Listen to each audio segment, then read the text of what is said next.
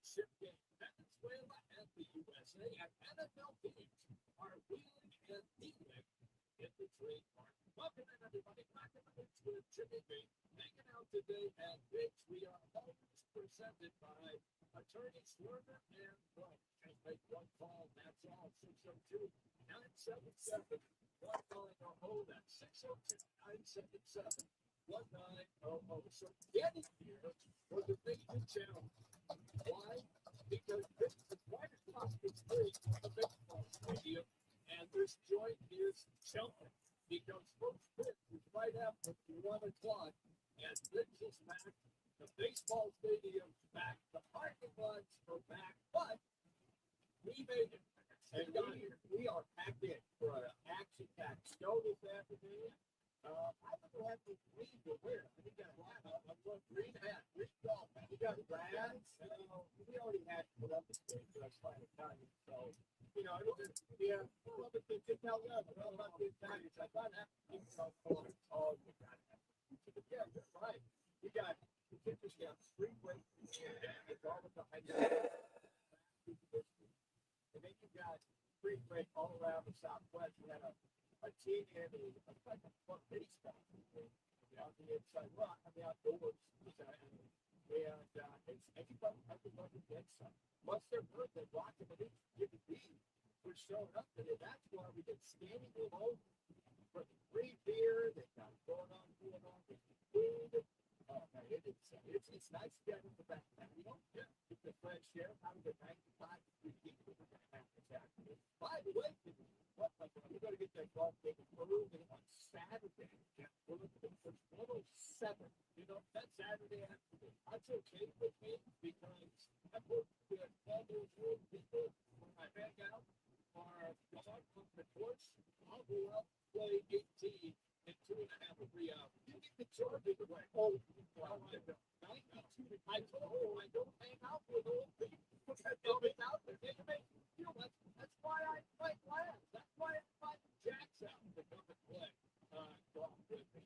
So I don't hang out with old people. So last night, Jimmy said yesterday, God forbid you do karaoke.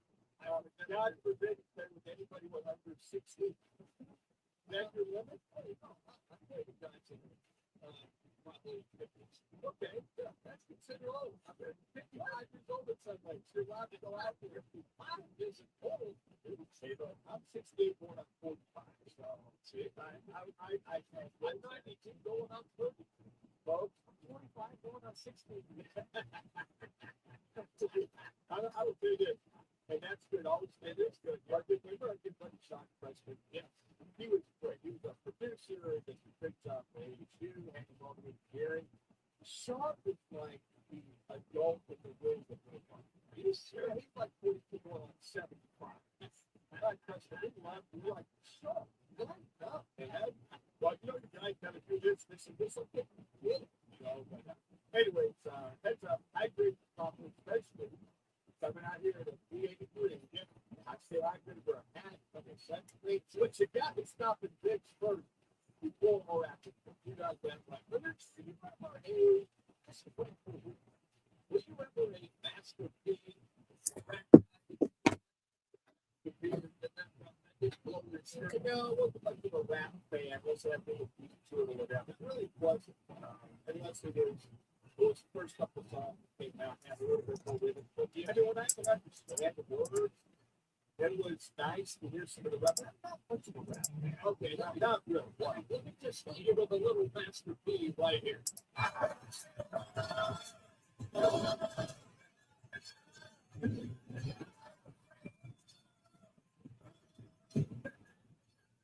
This is why I did that. Because everybody can turn the channel. Tell me that Master P is interested in the Arizona State basketball coaching team. Now, you probably said, so how old is that? Probably late 80s, early 90s. How old is Master P? Probably late 40s. He's interested. This is a gimmick. No, let's make it. Let me just say this. He is perfect. And that's what I thought about from the beginning. But then I read this. He is going to be president of basketball operations for the He has most guys like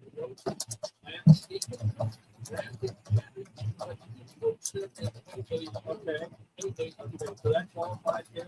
Apparently, okay. All right, move on. So that's enough. You wasted 2 minutes wanting to first basketball to complete first wide out to play for the Toronto Raptors. All right, here we go. Whoa, we get back to the track. It's just a quick open. So here we go with the Suns last night. We had this discussion, all three of us yesterday. You being right about how the Suns struggle against good teams when they have a lead to close. And you saw it firsthand in last night. I was disappointed with the Celtics game with 5 down in the game. Then the focus was the last 3 points. He said, we essentially tried to take over, which is his job. And I was very impressed with what he did. However, let's say this next to the stat tonight. He took it over. Yep, sure did. And in the one that fourth quarter, was it Brown behind the ball? Does anybody want to give a heads up? The ball. Yeah, I really looked at the thing that really stood out is the unbalanced ball. I mean, it's all well and difficult to grade. Perhaps they're supposed to get 55 but if Grayson Allen is not playing and he just hit the point again with Gillespie, I don't know what's happened to his shot. He made a football. He played 23 minutes. I think at the end of the game, I think the team had a game that he could have. 3 minutes. 3 minutes.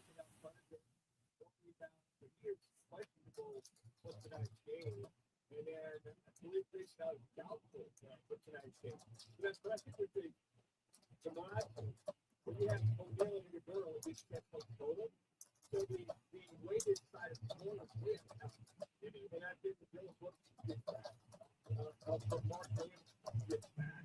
You might get a 2-1 score. But it really is one of those things. But yeah, I just don't feel why the team is with the basketball in the fourth quarter. They're up. And Boston back with their side, and you saw Keith offensive rebound as well. A minute left in the game, but Boston hit that was pretty much the game at that.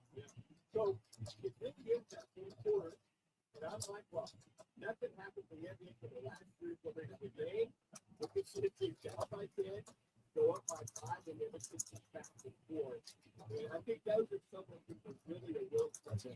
And it typically along another team never had 65 before and halftime. And with that unbalanced scoring, I don't think you keep up with teams. They're going to score 55 to 60 points. But you only have 3 guys, and 2 guys that are trying to do it. Split 2 on 5 and 3 on 5.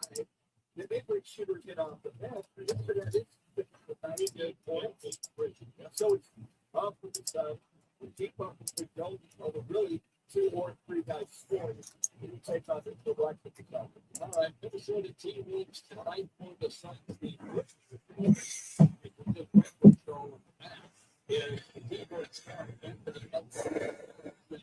information in the team, and they will reevaluate him in 2 weeks. So at least you would think that they have some sort of chance with Edwards not suited up. And just you look at the team of right when it's a who are the shooters? The shooters and then the scorer. So even though hi there, how can I help? I'm looking for rentals in Centennial Hills or Summerlin. So their day off, they go to San Antonio.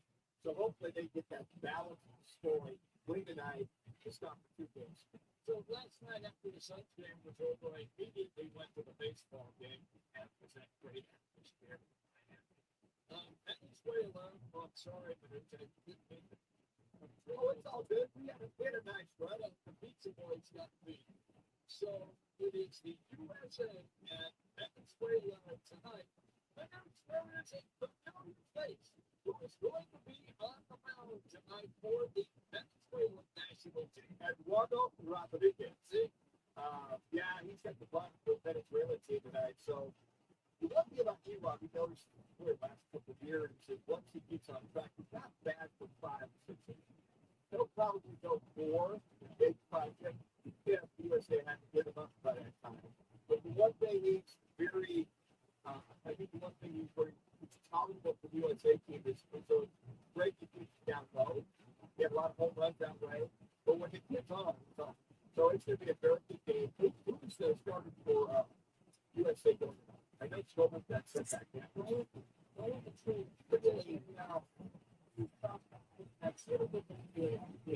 don't imagine it going too long to look at the start. And it's interesting to see how long if they just move on to go, and then how strong the bullpen is, or who's available in the bullpen for USA. The Rovers had it in the advantage last week as you got Mason. They may more than half. This is just Wilbur. Okay. San Diego Padres may have him hold on. And if I'm the manager from the schedule for the USA, I'm on timeout. No, we're not doing that. I'm going to pitch him unless the guy pitches with me to a dugout. I have to find 50 years of working with this. We have a lot of 10 years that we do that. Think how we're talking. Clear to toss, clear to toss. Don't fly, man. Oh, and then all of a sudden now, we're all in. I mean, we are done with it. We've been all in. I know I have been. I'm watching it. For me, it has been so much fun. We think it's, and then we got beat by, so 10 years ago, we beat the Venezuela. Got beat by the Japanese. 10 years from now, it's time to go win. So it's the baseball and the American sport. Let's go put the Venezuela away. Let's go jump all over Cuba. You ride a leg with front. I'll invite you up for don't take it to the woodshed. And we beat you like a top time. That's the pride of the USA right there. Yeah. They gave me that. All right, I'm in. I'll be watching and trust me. All right, that's our opening segment, everybody. We want to get into our State 48 Movement Gibson Hall question of the day. And it does fall back on the sun. State 48 Movement, they are the number one preferred moving company in the state of Arizona. Just go online, state48movement.com. State 48 Movement.com. Where you can always call in for 268-49. Oh, now, here's the question. What is the biggest concern in the Suns' current roster? My esteemed colleague came up with 4 options for you. 1, lack of defense in the fourth quarter. 2, lack of balance in scoring. 3, lack of size. 4, no winning looks. Let's go to Roc and Manuch on X. Ask people who visited a couple of times throughout the show and then give you some results that we did on the program. Right now, coming up with our three-point lead. This is out here. Today, it is district right across the street. Holmes and ESPN on the FFL 98.7 and HD-2 app on the Arizona Sports. Have you ever been to a diesel grill? Start your diesel experience with our highly limited interest have indulged in our award-winning gourmet salad bar with over 35 items. Then, 6-minute delicious, sizzling rotisserie grilled meats and grilled items like our tender top sirloin and rotisserie signature glazed pineapple as much as you like. Rotisserie Grill, the Brazilian steakhouse. Located in Mesa, Wisconsin. Apply for WhiteToyota.com. At White Toyota, they'd like you to get to know them. Their goal is to make buying your next vehicle the kind of experience that earns your recommendation to family and friends. They invite you to use all their innovative web tools on WhiteToyota.com. So if you're looking for a new or pre-owned Toyota, head to their interactive website at WhiteToyota.com. The right price, the right selection, all at WhiteToyota.com. I'm looking for pet-friendly homes near Centennial Hills in Summerlin. Special over any 3 titles, Pro V1, Pro V1X, or Pro V1X Dash, or AVX dozen golf ball. You get another dozen free golf with more speed and short game control than ever before. forward with the #1 ball in golf. Men's golf shots by Worldwide Golf, trusted by golfers since 1963, and home to the legendary 90-day 100% satisfaction guarantee.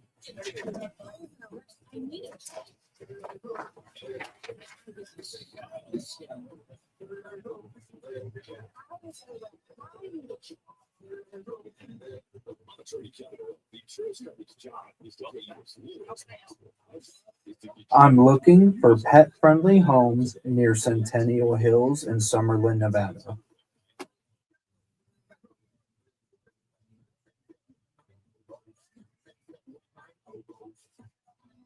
Mania is back at Twin Peaks, and so is the Dose Millions Bracket Challenge. Fill out your bracket at TwinPeaksBracketChallenge.com by March 19th at 9 a.m. for a shot at $2 million. The top bracket at every Twin Peaks wins a $50 gift card. Plus, grab $15 Dose Brackets all day Saturday and Sunday. Cold beer, wall-to-wall games, $1 million stakes. Enter now at TwinPeaksBracketChallenge.com. 25. What do you expect? That's their nature. That's it. If you've been injured in a car accident, call America's largest. The game on MLB TV is the Padres versus Mariners. That's why it's so packed over there. It's both those teams' home stadium. A lot of guys are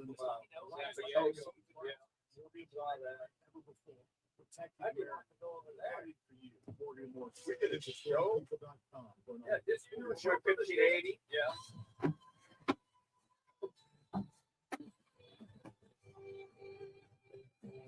Roc and Manuch with Chitty V are back, live from Big's American Bar and Grill, a proud partner of ESPN 620 Phoenix, serving up big portions, cold drinks, and nonstop sports. Everybody, welcome back in. We're rolling on the way until 4 o'clock. It's the Mariners and the San Diego Padres right across the street. I mean, it's less than 100-yard walk. So we got people from Seattle that are in. Yep, I had a chance to meet people from San Diego that are in. Okay. I said, I hope you guys enjoy our winters. I said, it'll be a cool 95 degrees the next couple of days.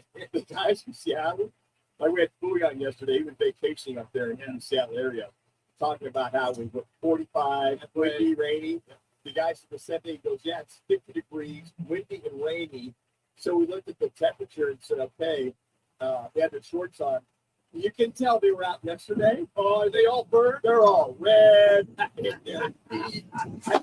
I said, No okay, problem. it's If you called have any questions sunscreen. about pet-friendly rental homes or need help with anything else, feel free to ask. It was red. I said, you can't come out here and fry in Arizona. So I said, we can look at hydrate.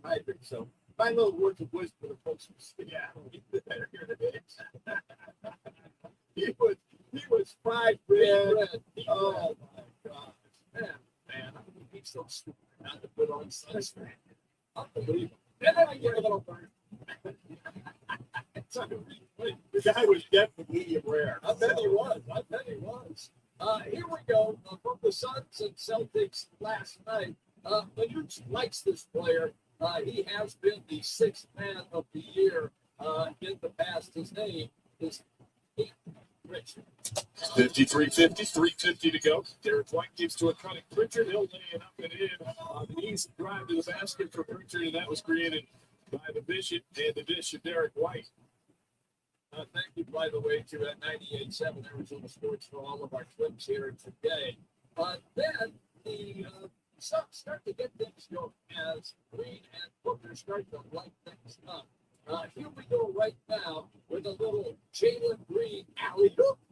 Crosses it over into the lane. Hayes misses the runner. Highsmith there for the rebound. Now he's going to push it on the break. Lobs to Green for the jam time. The alley-oop from Haywood Highsmith to Jalen Green. What a terrific play by Haywood. You know, Green is skilled.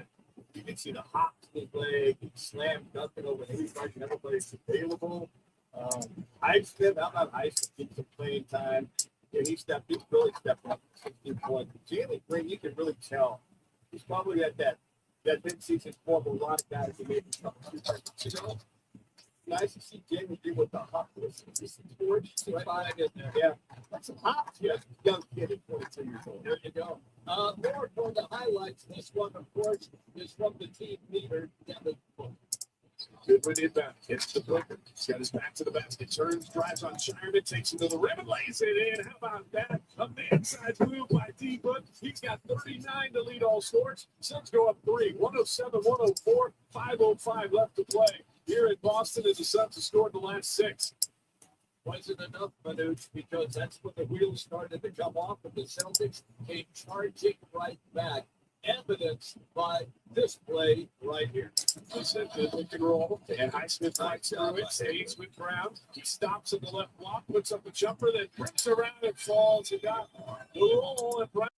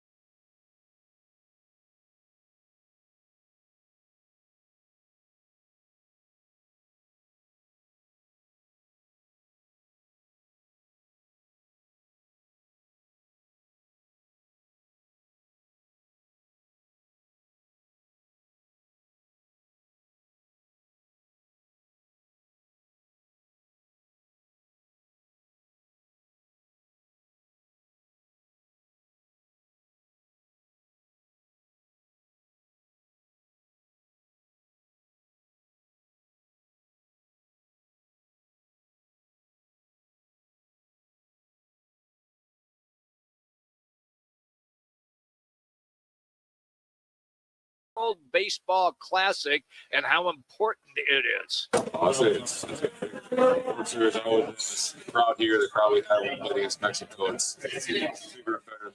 series. It's just, like I said, the passion that these fans have, representing their country, representing some of their favorite players. There's nothing like it. And that's what you dream of as a kid.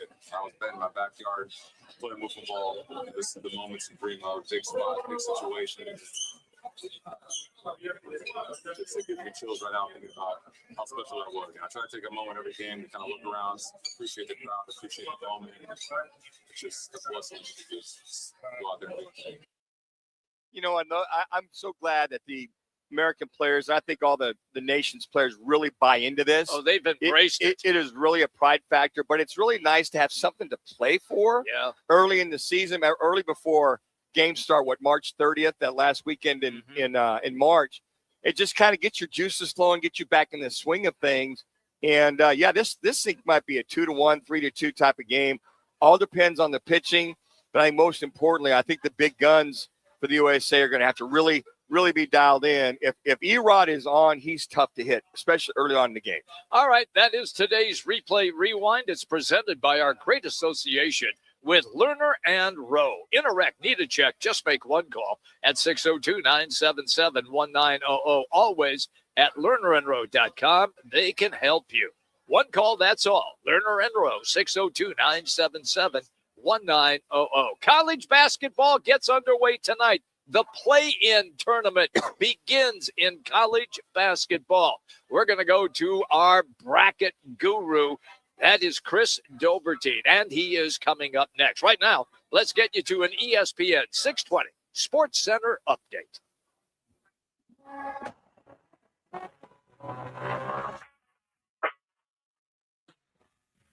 It's now time for your Roc and Manuch with Jimmy B's ESPN 620 Sports Center update. I'm Matt Lazarus. The Phoenix Suns stumbled in crunch time again, falling 120-112 to the Boston Celtics, who closed the game on a 13-1 run. Devin Booker caught fire, scoring 23 straight points for Phoenix and finishing with 40 on the night, but the Suns could not close it out late. Phoenix is back in action tonight as the road trip continues, heading to Minnesota for the second night of a back-to-back against the Timberwolves. Minnesota will be without star guard Anthony Edwards, who's been ruled out with a knee injury, while Grayson Allen is doubtful for the Suns. Tip-off is set for 7 o'clock with pregame coverage starting at 6 o'clock on Arizona Sports 98.7 FM and streaming live on the Arizona Sports app. This ESPN 620 Sports Center update is brought to you by Biggs American Bar and Grill, your headquarters for March Madness. The NCAA tournament tips off today with the first 4. Come here to Big to celebrate St. Patrick's Day with wall-to-wall hoops. Game on Peoria. When it's time to eat big, drink cold, and watch every play, make it Big's American Bar and Grill in the P83 district. Big's is serving up huge portions of your favorites. Burgers, wings, nachos, plus a full bar and TVs everywhere you look. And don't miss happy hour Monday through Thursday, 3 to 6:30 p.m. with $2 off well drinks and $2 off domestic drafts, plus daily specials all week long. Bring your friends, grab a seat on the patio, and settle in for the game. Big's American Bar and Grill, where Peoria comes to play, eat, and watch. You applied to Grand Canyon University because you want somewhere fun and affordable, where hands-on classes and access to industry pros can help you build skills employers need, with the opportunity to graduate in less than 4 years. You want to feel seen, loved, called to more, to know you found your purpose. Make yourself the main character. Begin your story. Find your purpose at GCU. Visit gcu.edu. If you own a home and need cash, you could unlock thousands of dollars from your home equity quickly and easily. Call LendGo today at 888-420-4556. At LendGo, you can find out how much cash you could get with a home equity loan in just 2 minutes. It's free. There's no obligation, and it won't affect your credit score. Use the money for anything. Pay off high-interest debt, make home improvements, or just give your budget some breathing room. Best of all, you keep your low mortgage rate while you're getting the cash you need. See how much you can get today. Call 888-420-4556. That's 888-420-4556. Or visit lendgo.com. That's LENDGO.com. Homeowners nationwide are doing it. Now it's your turn. Call 888-420-4556 today. LendGo, where homeowners go to get cash. 420-4556. Hey, it's Gambo, and I'm with Stuart Willis, the president of Asset Preservation, Wealth, and Tax. Stuart, there's all these different phases to save in your life, 20s, 30s, 40s, 50s, 60s. But when you get close to retirement age, isn't it wiser to start to make sure that you're more conservative with your money instead of more aggressive? First of all, it all depends on your comfort level with risk. You don't want to mess up your retirement. You see the finish line is close and you want to be done. Most people know this. People who want to be rich buy stocks. People who are already rich buy fixed income, which is why you've moved to a more conservative approach personally. Yes, because it's important for me to make sure I protect the money I've been able to save so far. That's why it's important to know exactly what your comfort level with risk is. So if you want a financial advisor that can work with you and help you with the risk management, call Stuart Willis at Asset Preservation, Wealth, and Tax at 602-877-PLAN for a free portfolio review. Investment advisory services offered through Foundations Investment Advisors, LLC, and SEC registered investment advisor.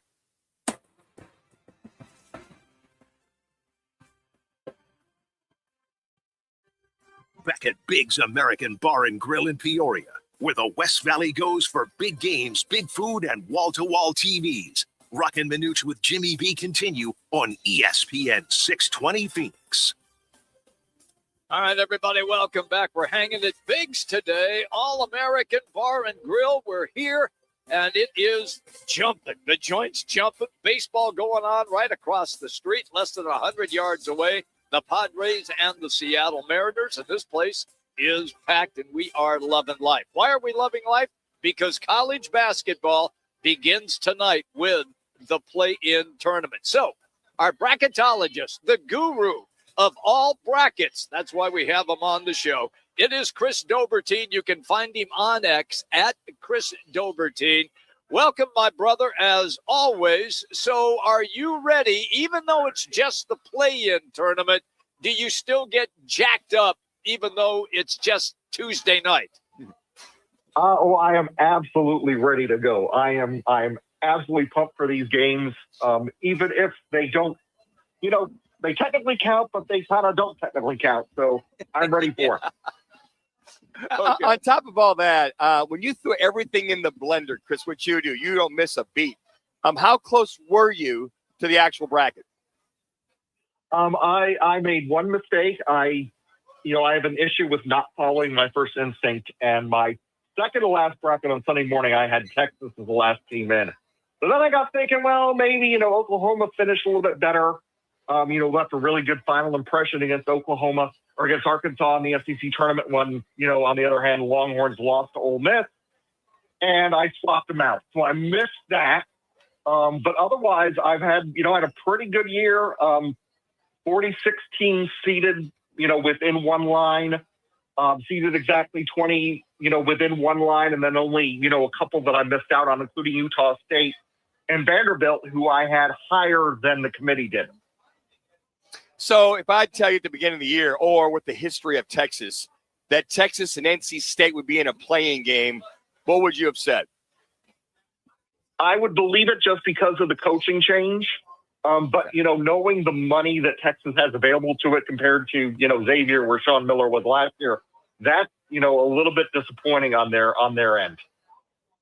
So when we first got here, Manuch asked me, who is UMBC?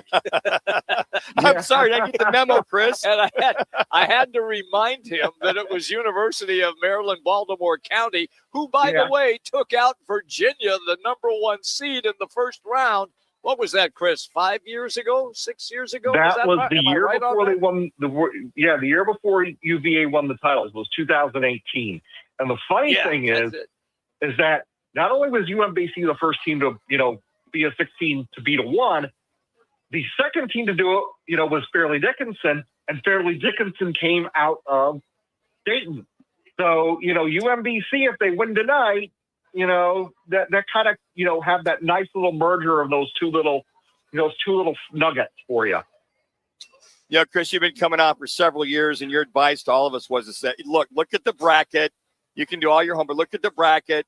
Think about it, make your pick, move on, so that the consternation doesn't catch up with us. That's what I did yesterday morning after listening to watching Sports Center 25 different times till last night. But I did that. I just kind of, I got enough info, boom, boom, boom, and then I moved on. I'm going to sit with it and settle with it. Is that what you still recommend? And if there's any kind of consternation, what segment, south, east, west, north, would you go with? I think that in terms of upsets, the Midwest was kind of a region that I really kind of looked at as being the one that was kind of the most prime for it. And one thing that I will tell you is I released my picks, at noon Eastern today, and I only had one team seeded 12 or lower winning in the first round, and I have nobody advancing to the second weekend who's seeded lower than fifth. And I kind of alluded to this a little bit in my last appearance when I said that, with the way the sport has changed over the past couple of years in particular, between NIL, the transfer portal, teams changing rosters over, on an annual basis, there is really much more of a gulf between the top teams and the mid-majors. And I think you're going to really start to see that. You're not going to see as many upsets, and the upsets you are going to see are going to be kind of in that middle range where it's like, 9 over an 8, which isn't an upset because 9s beat 8s more often than not at this point. 7s or 10s over 7s, 11s over 6s. In fact, I have all the 9s beating all the 8s. I have 3 11 seeds beating 6 seeds and 3 10 seeds beating 7 seeds. And that's it. I took High Point over Wisconsin, and that was the only upset of a 12-5 or lower that I took. One of the things that I'm really looking at are the 2 seeds. I like Iowa State. I like Houston. And I'm wondering, are you in that category where a lot of people have already said, well, all the ones like last year are going to get to the Final Four? I'm not sold on that theory.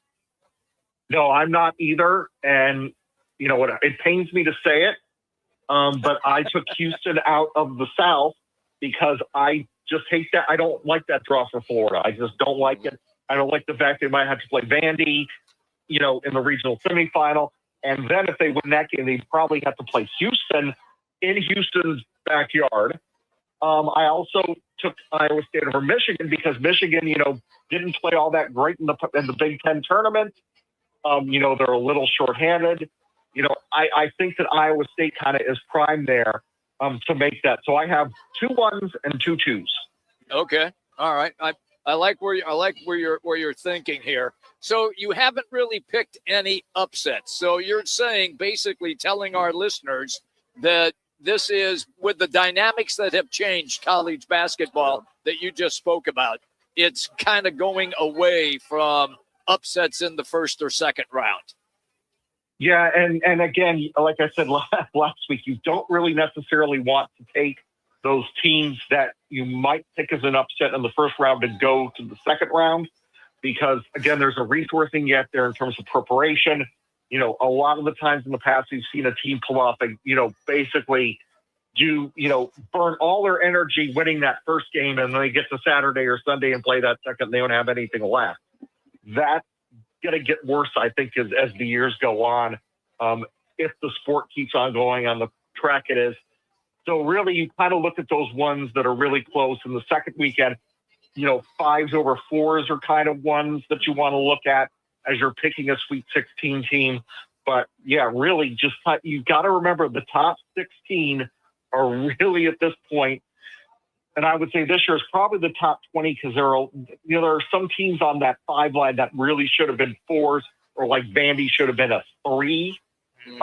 That might be a little underseeded, but the committee really did a great job, I think, in getting everybody in place in the right seating line, except for, a couple of exceptions. And that's going to really dictate, I think, what happens in the matchup. Chris, do you feel that the young Boozer scratch that itch having their top point guard out, and the big fella looks like he's probably he might come back for the tournament, so that satisfy a lot of the committee that they used to put them at number 1 overall? Yeah, that really did, I think. And but the one thing that I would keep an eye on, if there was one second round game for the 1 seeds that worries me, is the fact that they might have to play TCU, and TCU has already beaten a 1 seed in Florida, and they played a 1 seed in Michigan very close. That would be the one that I would kind of think about maybe taking Duke, losing there. But I think that in the end, they're going to end up getting through that. Chris Dobbertean is our guest on the Wright Toyota guest line, and we're discussing beginning of the men's NCAA basketball tournament. All right, so I'm going to throw a couple of things at you, and you tell me, well, you pretty much tell me where to go anyway, but it'll just be part of the radio show. So yeah, I want to know, with the kid getting busted in Alabama, is that a real shakeup, or is that not going to bother them? I think it could, but I don't think it necessarily is going to happen against Hofstra in the first round. I think that Texas Tech, even with Texas Tech having its own issues, not having JT Toppin, but remember, they beat Iowa State without JT Toppin. Even though they lost to him again in the Big 12 tournament, I think right there, and this is a Bama team that defensively isn't that great, and I think that's going to be the point where they're going to end up getting knocked out. So I would say that they win one game, and that's probably it. Okay. And then, Chris, kind of on that line of depth, which we talked about with Duke and now with Alabama, who do you feel out of the top 4 seeds has the most depth at this point? I think that, Arizona at this point is healthy at the right time. Getting Koa Pete back when they did, and you look what they did in the Big 12 tournament, you look at how they finished out the regular season, that, to me, is the team that's the most complete and the most ready to go. Chris Dobbertean is our guest. We're talking bracketology here. Chris, is there a coaching jobs are starting to open up? Will some guy who has done well at a smaller school increase his value and get a call, whether if his team wins or not in round 1? I think there are 2 guys that I keep an eye on, and they're both on that 6-11 matchup. Phil Martelli Jr. at VCU, especially since he has the pedigree, having Phil Martelli Sr. as his father, and Brian Hodgson at USF. And both of those guys I know have been talked a lot pretty seriously in terms of the Syracuse job in particular, and especially Hodgson, just because he's an upstate New York guy. He's a lot of experience. He's from Jamestown.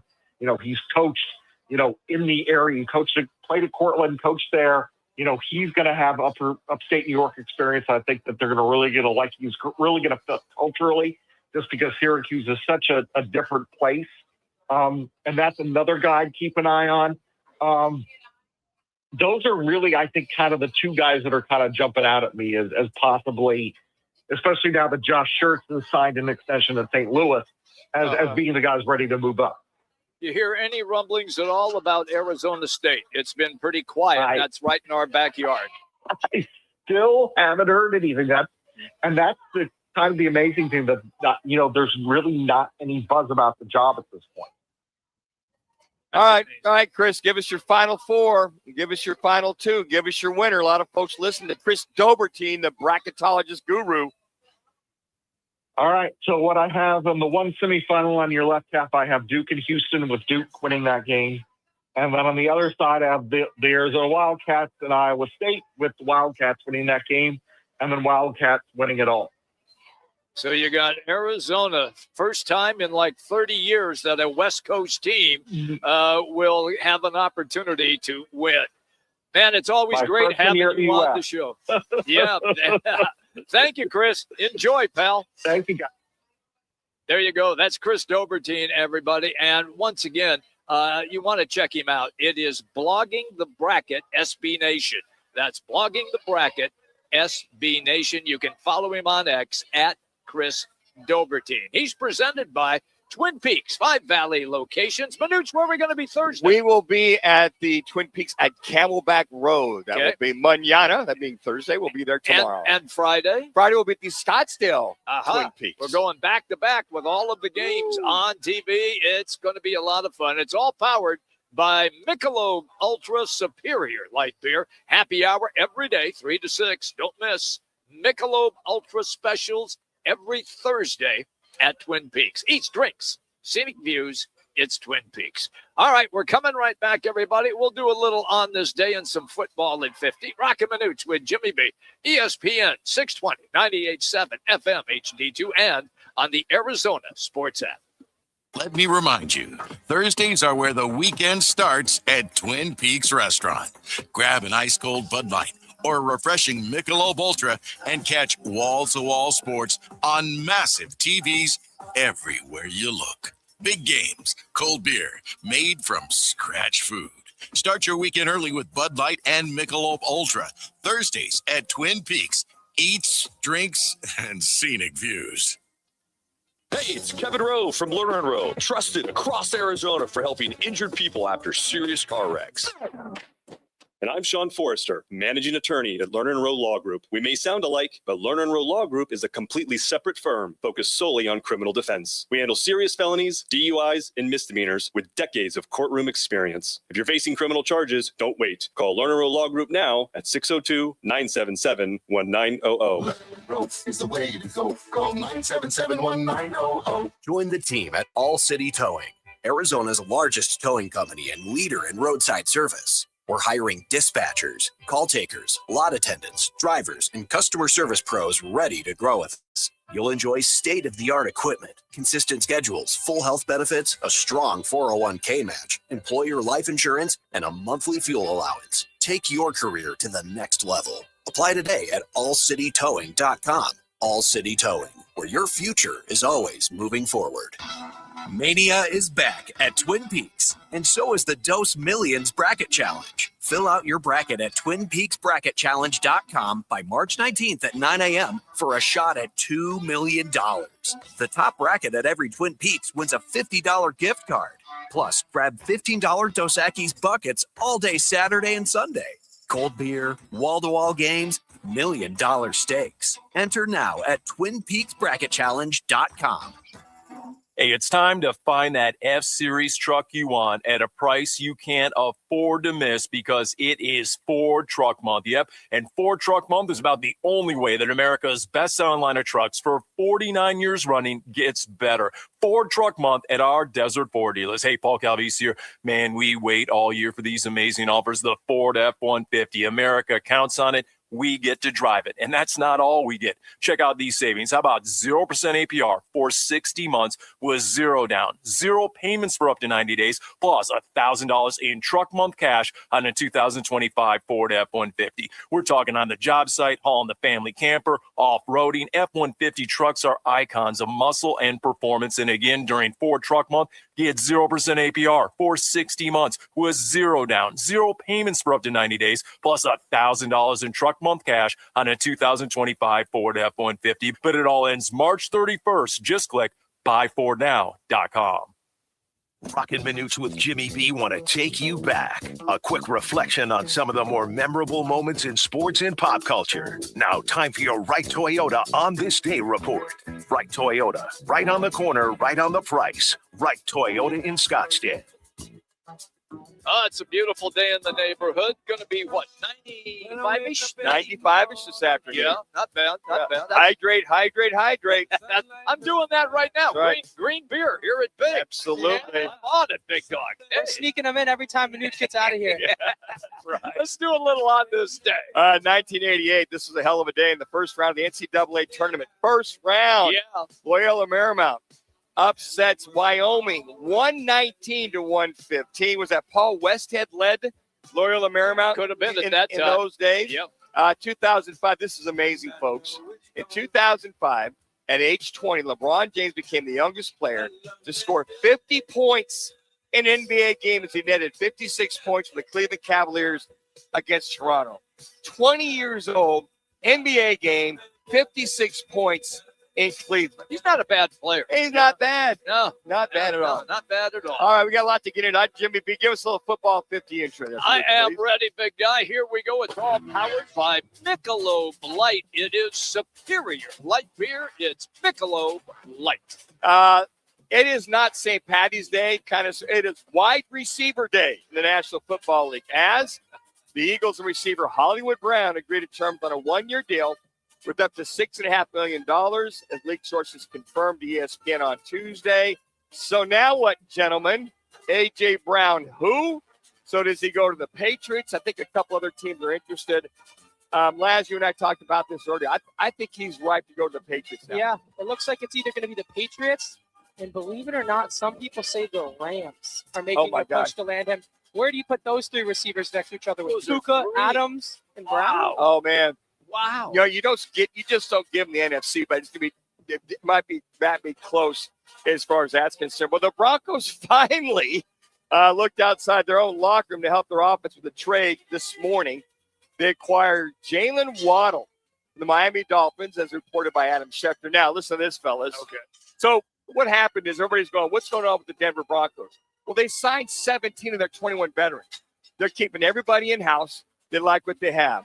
Now, Adam Schefter, they were talking about this as they're looking at receiving the Dolphins a 4th-round pick, 111th overall, while the Broncos will send you ready for this? You guys sitting down? Their 1st-round pick, as well as their 3rd and 4th-round picks. Woo! So they'll get the 30th, the 94th, and the 130th to Miami. Wow. So the Dolphins are getting 7 picks in the first 7 picks in the first 94 picks of the draft. 7. So Waddle, who's 27, got to go take that physical.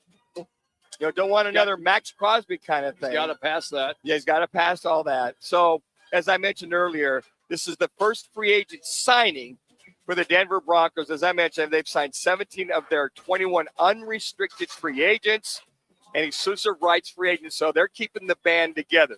Another one, okay. Christian Kirk, former Saguaro High School, and you looked at Texas A&M. The 49ers have agreed to terms on a 1-year deal with Christian Kirk, according to ESPN. Spent the 2025 season with the Texans after a 3-year stint with Jacksonville, and his first 4 years with the Cardinals. A lot of you Cardinal fans remember that. The deal's up to $6 million for the 1-year deal. Jordan Schultz, who first reported the agreement for ESPN. So for the Niners, Kirk's addition as the latest receiver in that room. They've got Kirk, they've got Mike Evans, and basically they're going to have a lot of guys that will pretty much make some things happen. Now, you've got Bourne left to come to the Cardinals. Right. Jawan Jennings, he's still somewhat out there. They haven't signed him. Nobody else has signed him. You got Deebo Samuel gone, and Ayuk are gone. Yes. So you got Pearsall. Now you got Christian Kirk. Pearsall's hurt a lot. He is a lot. You got Kittle, and then I'm sure they'll mix in a few other receivers from that standpoint. Right. So that's going to help this. That's going to help this offense. Christian Kirk looked really good to me with the Houston Texans last year. I agree on that point 100%. Would the Cardinals make a call for Jawan Jennings? I would make a call. Sure. Absolutely. I tell you the truth. He really picked up the slack. He was their best wideout. You know what? He really was. Because as you mentioned, Pearsall's hurt a lot. Yep. Hopefully he gets that corrected. The young man out of Corona del Sol, ASU, they finished at Florida. And I look at that. I would take a look at Jennings. I really liked his game, his speed. Looked at him in the Super Bowl. Yep. What do you have? A Super Bowl catch, a touchdown pass, and a touchdown run. So he's one of the first 3 to have that. And last but not least, we missed this yesterday. The Eagles and tight end Dallas Goedert reached agreement on a 1-year, $7 million contract that happened late yesterday. Now, this still includes a $4.25 million signing bonus and his return Monday, but did not disclose any other financial terms. I like Goddard. I really do. He plays hard, Manuch. Good wide as a tight end. Good tight end. You know what? Those good tight ends, they're hard to come by. But you look at Minnesota, Hodgkinson restructured. Yes, he you got did. Trey McBride. He got paid a couple of years ago. Right. But that's been a big key as far as all that's concerned. Last, just real quick, the Cardinals do anything the last couple of days? Yeah, a couple signings here in the last 24, 48 hours. Oh, I can't wait. Big nose tackle, Andrew Billings. He's a 300-plus pounder. Big boy. Signed a 1-year deal with the Cardinals after the last 3 years with the Chicago Bears. So that'll help plug up the middle a little bit. And then they also signed on a 2-year deal former Patriot linebacker Jack Gibbons. He actually is a nice depth piece. He'll play with Mac Wilson and Cody Simon. That could help them out more on the defensive side of the ball. And other than that, a couple smaller re-signings. They signed Jonah Williams, not the offensive lineman Jonah Williams, defensive end Jonah Williams. So that'll be another depth piece. And then they re-signed Starling Thomas. They got a long snapper from the Giants. So some small moves coming around the block for the Cardinals. It's interesting. I think with the Cardinals last year, they got caught with their pants down with all the injuries, right? Yeah, they did. And I think the board is really filling that depth role, spot starters, guys that can contribute here and there. And Salamulo is really good at the guard position. And you look at Bray, and what he's going to do as another backup guard and or tackle. So I think that they're really focusing on guys that contribute or the depth pieces that they really missed out on last year. And then in the draft, I'm just really interested to see what their strategy is as far as that third pick. But my gosh, the Miami Dolphins, 7 picks in the first 94 picks of the draft. They're in a bad spot, incredible. though. They over $175 million in dead money. Is Waddle worth 3 picks, a first, a third, and a fourth? Pittman had better stats than him last year, and Pittsburgh gave up a 7th for him. To get him. I mean, Waddle's quick, but he's not that home run hitter that wow. So I'll tell you what, Denver's like all in. They are. They've got their guys if they're giving those picks away. They're all in, and so are the Rams. The Rams are all in as well with the trades that they did earlier. Hey, everybody, coming up hour number 2, it'll be our GCU Lopes report. Paul Coro, radio analyst, will be our guest in just a couple of minutes as we'll talk about the Mountain West basketball tournament. Kyle Dodd coming up with ASU at the bottom of the hour. That would be at 2:30. We're hanging out today at Biggs P83 District here in Peoria. Roc and Manuch with Jimmy B. ESPN 620, 98.7 FM HD2 and on the Arizona Sports app. Jackson Hewitt has a great tax prep deal, $149 or less. Missing out is like ignoring the check engine light in your car. You'll regret it. Seriously, the price is only $149 or less, no matter how complicated. So don't wait. Like when you get a password expires today alert or you're shopping online and there's only one item left. It's like your taxes are in the cart. Just complete the purchase. Hurry. This deal for $149 or less is like your phone at 1%. It's about to power down. Limited time offer for new clients on federal returns. Participating locations only. Terms at jacksonhewitt.com/149. Progressive knows you think the grass is always greener, like maybe you ride a motorcycle. But today, it's raining. So you wish you had an RV, but if you did, you'd have to listen to some guy parked next to you at a campsite plays acoustic guitar. Now, before you start wishing you had a boat, remember, your brother-in-law would invite himself every weekend. Permission to come aboard, Captain? The one thing that is greener is the money you could save when you bundle your RV, boat, or motorcycle with your home or auto with Progressive. Progressive Casualty Insurance Company affiliates and third-party insurers. Not available in all states or situations. Wesley is a truck driver. I drive a truck, and I love what I do. A truck driver with IRS troubles. They told me I owed them $43,000. It got really bad.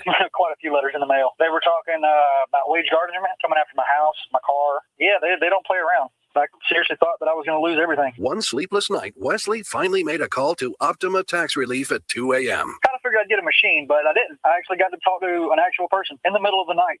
He found just what he was looking for. Oh, they were great people. You need a team of people that know what they're doing. Optima Tax, they know what they're doing. Optima Tax Relief came through with flying colors. I saved an incredible amount of money. Happy don't even come close. I was absolutely overjoyed. Take Wesley's advice. If you're in any kind of trouble with the IRS, call Optima Tax Relief. Don't trust anybody else. Call Optima for a free consultation. Call 800-343-6460. 800-343-6460. 800-343-6460.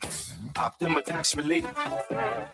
Some restrictions apply. For complete details, please visit OptimaTaxRelief.com. The road to the championship ends Monday, April 6th. And the place to watch it is DraftKings at TPC Scottsdale with Roc and Manuch and Jimmy B on ESPN 620. Join us from 1 till 4 p.m. as we break down the matchup, the betting angles, and everything you need before tip-off of the big championship game. Cold drinks, big screens, and the best sports crowd in the Valley. Come hang with Roc and Manuch with Jimmy B. Live Monday at DraftKings at TPC Scottsdale. The championship game deserves a championship setting. Now open in North Scottsdale, it's the Orangedale Lounge. ODs, right off Thompson Peak and Bell, next to Bash's. Your new favorite dive bar has arrived. Cold drafts, chill vibes, always affordable prices, and the OD Mug Club, a one-of-a-kind membership you won't find anywhere else. No frills, just great people, ice-cold drinks, and a bar that feels like it's always been there. Follow at OD Scottsdale and get the scoop at orangedalelounge.com. Orangedale Lounge. Dive in and drink up. KTAR AM Phoenix, Arizona's home for the worldwide leader in sports, is ESPN 620.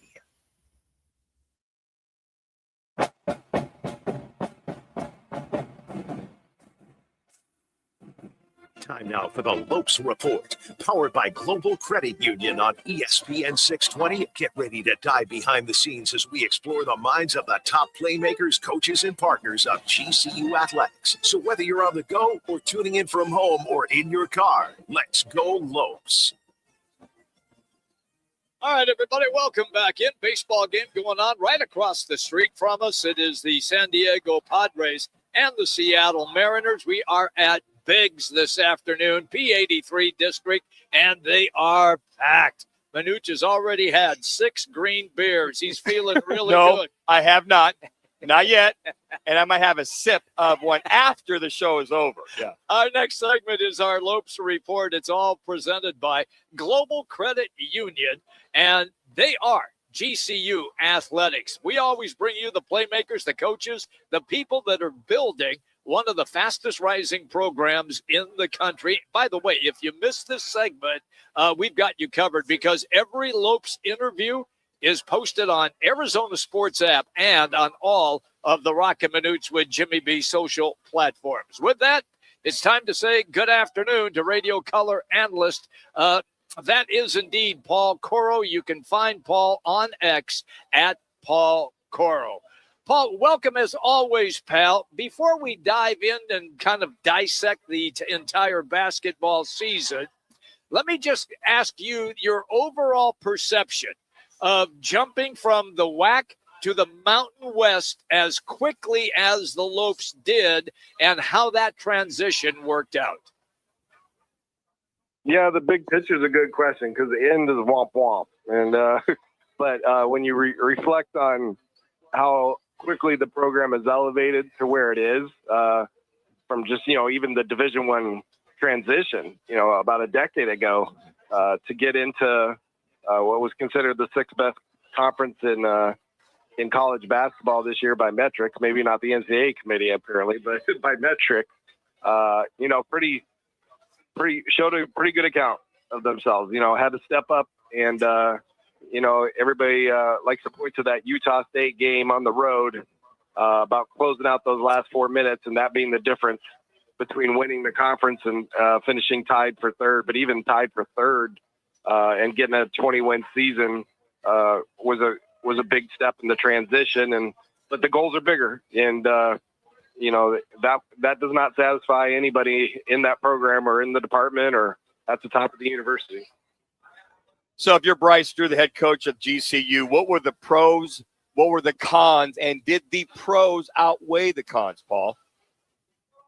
Oh, for sure. The pros. I mean, first off, just the television exposure was, exponentially different. To have, double-digit national television games and have the brand of the basketball program and the university go out there. I mean, it changes everything, and especially now, and as they recruit and get into the transfer portal here pretty soon, they're selling a completely different product to people who consider the program now, and the quality of wins that they were able to get. This is a program that always had trouble getting teams to come to GCU Arena because it's such a tough environment. So the quality of non-conference games was always difficult to attain.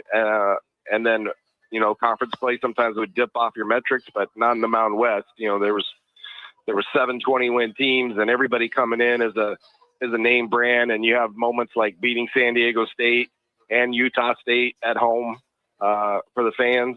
That outweighs anything con. So you look at this, you go overall, as Jimmy alluded to. I always call it, what were the lessons learned or the blessings in disguise moving forward? Oh, depth is going to be a big part of moving forward because this team's depth just, trickled off at the end of the year. And when they got hit by a couple injuries, Breidenbach had the season-ending Achilles injury. Caleb Shaw was out 11 games and tried to come back at the end and just was not himself in the tournament game. So then they're extremely thin on that rotation for that type of level of play. And, they learned a lot about the physicality of the conference, that, it's a night-to-night grind and battle. I think they anticipated it being a physical conference, but maybe it was even more so on a weekly basis, figuring out the pace of Mountain West schedule is different. You know, the rhythm of games, the time of games, the days were all different. So there was lots of things to become acclimated to. But you know, as with every year, they're just trying to measure up. Absolutely. Paul Coro is our guest on the Right Toyota guest line. We'll get into some specifics, but I wanted to ask this question. After the end of the tournament, and you know that you already said is the way it ended, however, for the Lopes, but were you surprised that only the tournament champion got into the dance and San Diego State did not? Yeah, it's really unfortunate because people who watch this conference regularly and have seen it over the years, I mean, this conference has got 4 more teams in just about every year, sometimes more. And this, you know, conference hurt itself a little bit because there were so many good teams that could knock each other off. The very beginning of the non-conference came back to bite a little bit. But even so San Diego State doesn't get in. You know, I think they deserved it, but they got hurt by an overtime loss at the beginning of the year to Troy, and Troy won its conference and is in the tournament.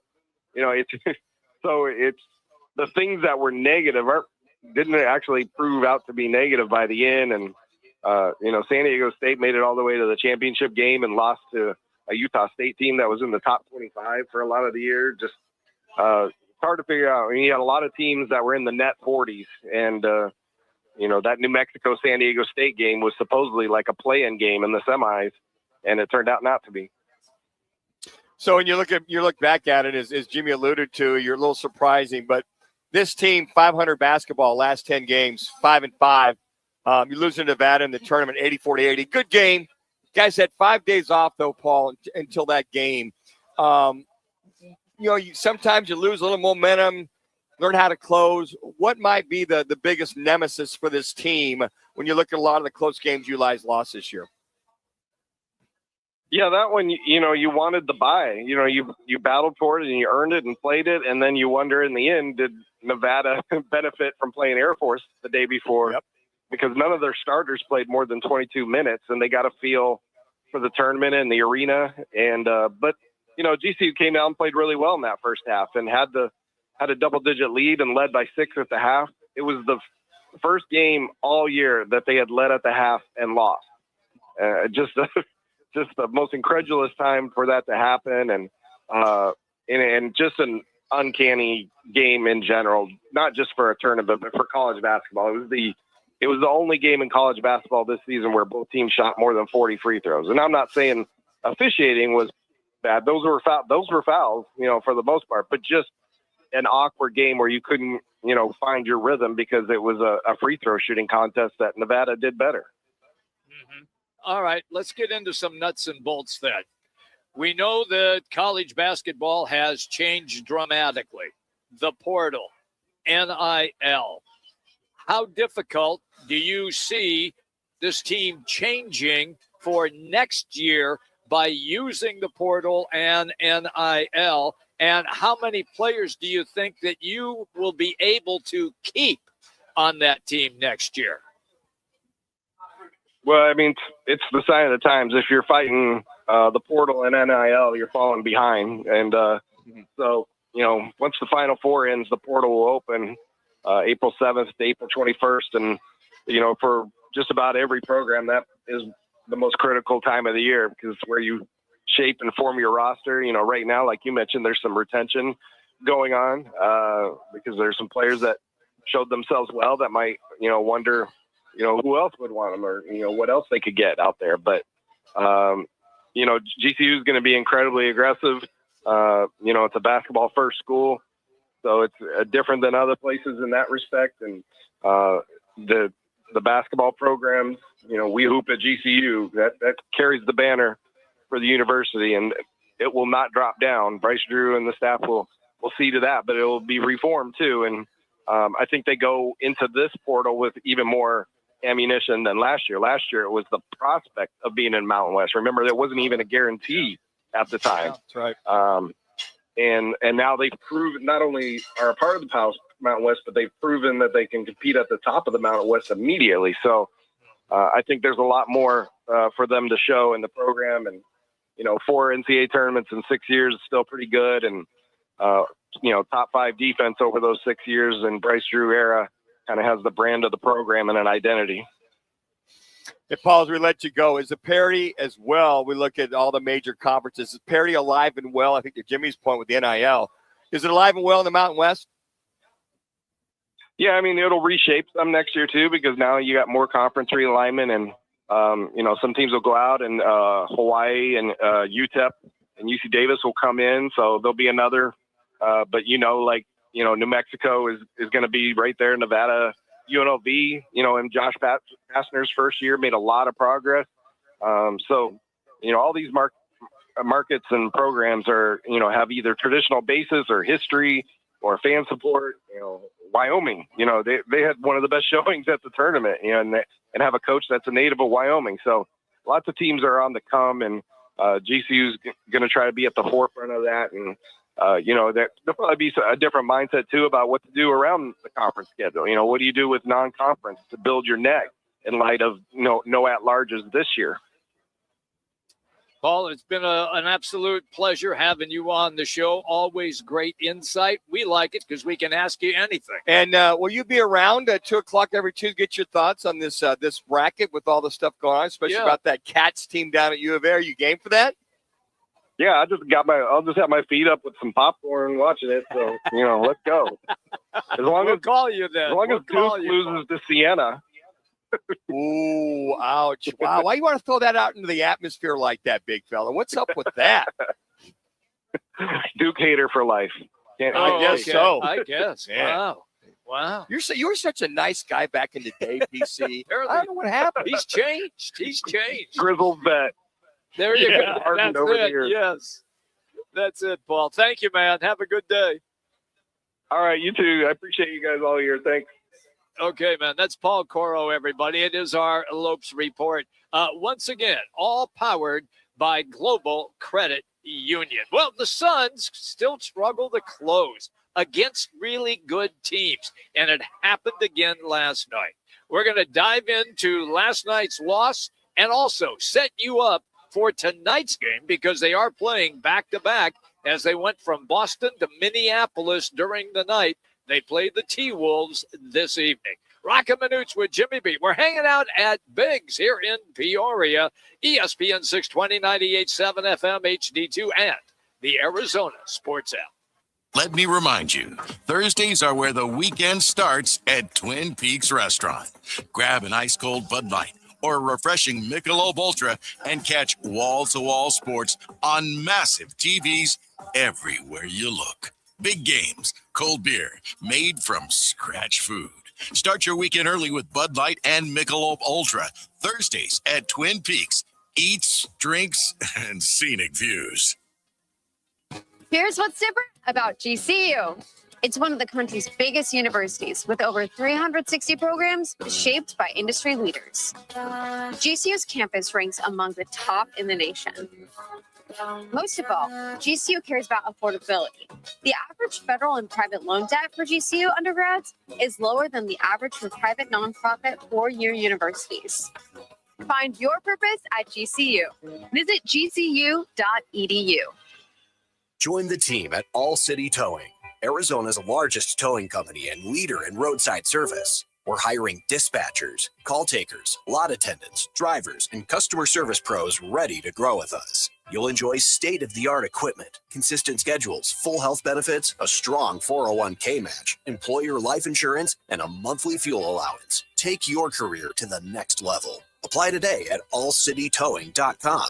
All City Towing, where your future is always moving forward. Swing into Vans Golf Shops by Worldwide Golf for Titleist limited time loyalty rewarded promotion. When you special order any 3 Titleist Pro V1, Pro V1X, or Pro V1X Left Dash or AVX dozen golf ball, you'll get another dozen free. Golf with more speed and short game control than ever before with the #1 ball in golf. Vans Golf Shops by Worldwide Golf, trusted by golfers since 1963 and home to the legendary 90-day 100% satisfaction guaranteed. Get there.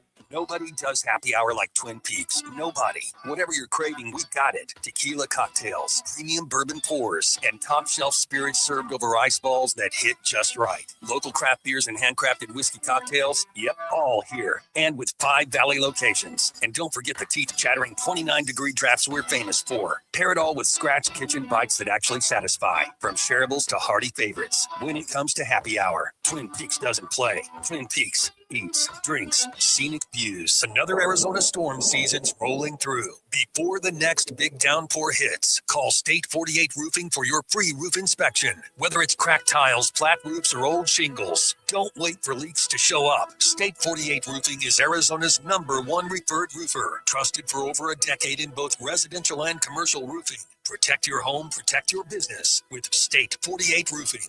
Visit state48roofing.com or call 480-268-4509 today.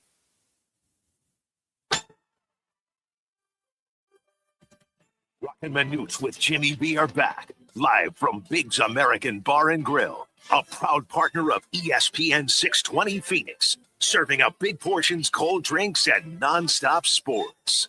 They're down by 2. Derek White opened another 3. That one rims off, and Jalen Green up high to grab the board. He quickly gets it into the forecourt. He's beaten Jalen Brown and goes straight to the rim for the flush, as that one kind of rattled the cylinder, but he got an emphatic jam. It did, and I was just getting ready to say, as he grabbed that rebound, Jalen has his legs back. Yes, he does. That's Rex Chapman, who was working the color commentary last night. 98.7 Arizona Sports.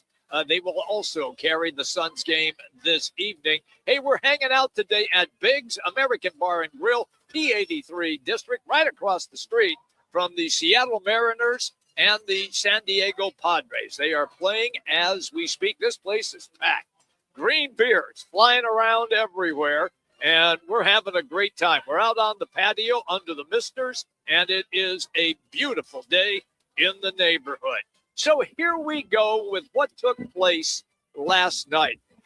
Manuch, they were in this game, meaning the Suns, and then in the last 4 minutes, you could see the wheels start to come off the wagon, and it happens against good teams, which Boston obviously is. It doesn't happen so much against poorer teams, but it's the good teams who go that extra jump in their step and find a way to win the game. Yeah, I think a couple things. It catches up to the Suns team as you look at the offensive rebounding. Not that this team offensive rebound wasn't that big of a discrepancy. I mean, the Celtics had 7 offensive rebounds, but there were key offensive rebounds and a couple tip-ins.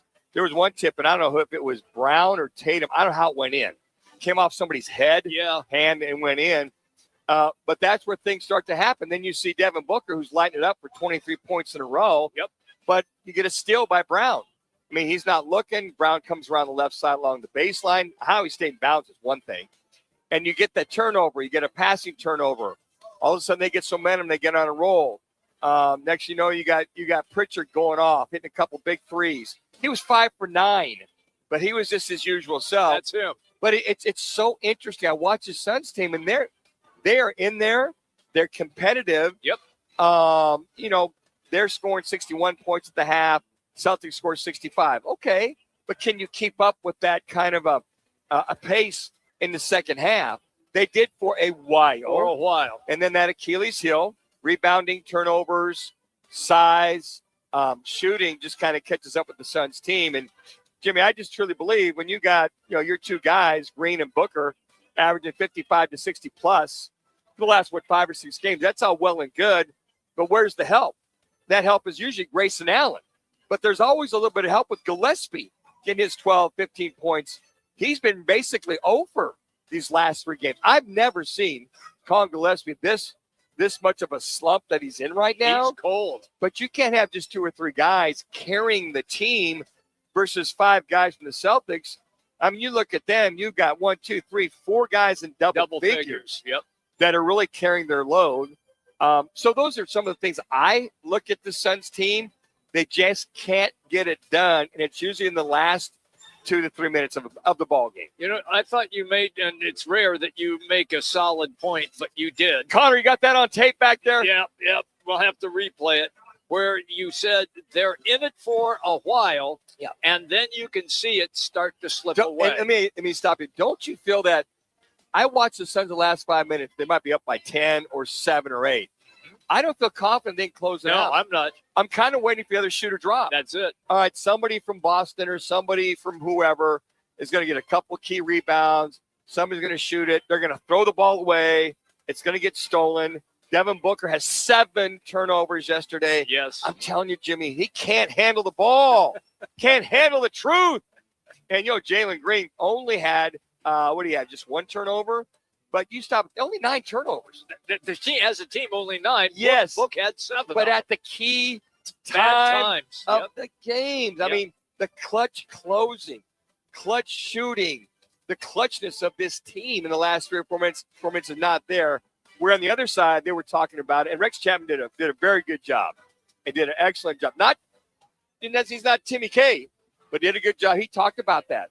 He said it's all about the clutchness. He said the Celtics are one of the top clutch teams in the NBA. That's why they're so good. That's why they're so good. That's why they'll be in the hunt to win the NBA championship, all the above. Yep. But it's you watch them. I don't know if you guys feel the same way. I don't know about you, lads. If you say, okay, something's going to happen here. I don't have confidence that this is a damn good Celtics team, or this is a damn good San Antonio team, or this is a damn good team. Something's going to happen. I don't know. It's unfortunate. I feel that way. So you're the guy now who sees the glass half empty instead of half full. Until they can prove to me, I think Suns fans, that they can close out the good teams at the time they need to close out. I was watching that game and I saw, oh my gosh, I looked away for 1 second. I said, look, the Suns are up 111, 107. Yeah. Who would have thought we'd score 1 more point the rest of the game, 13-1 run. That's it. And we'd lose like that.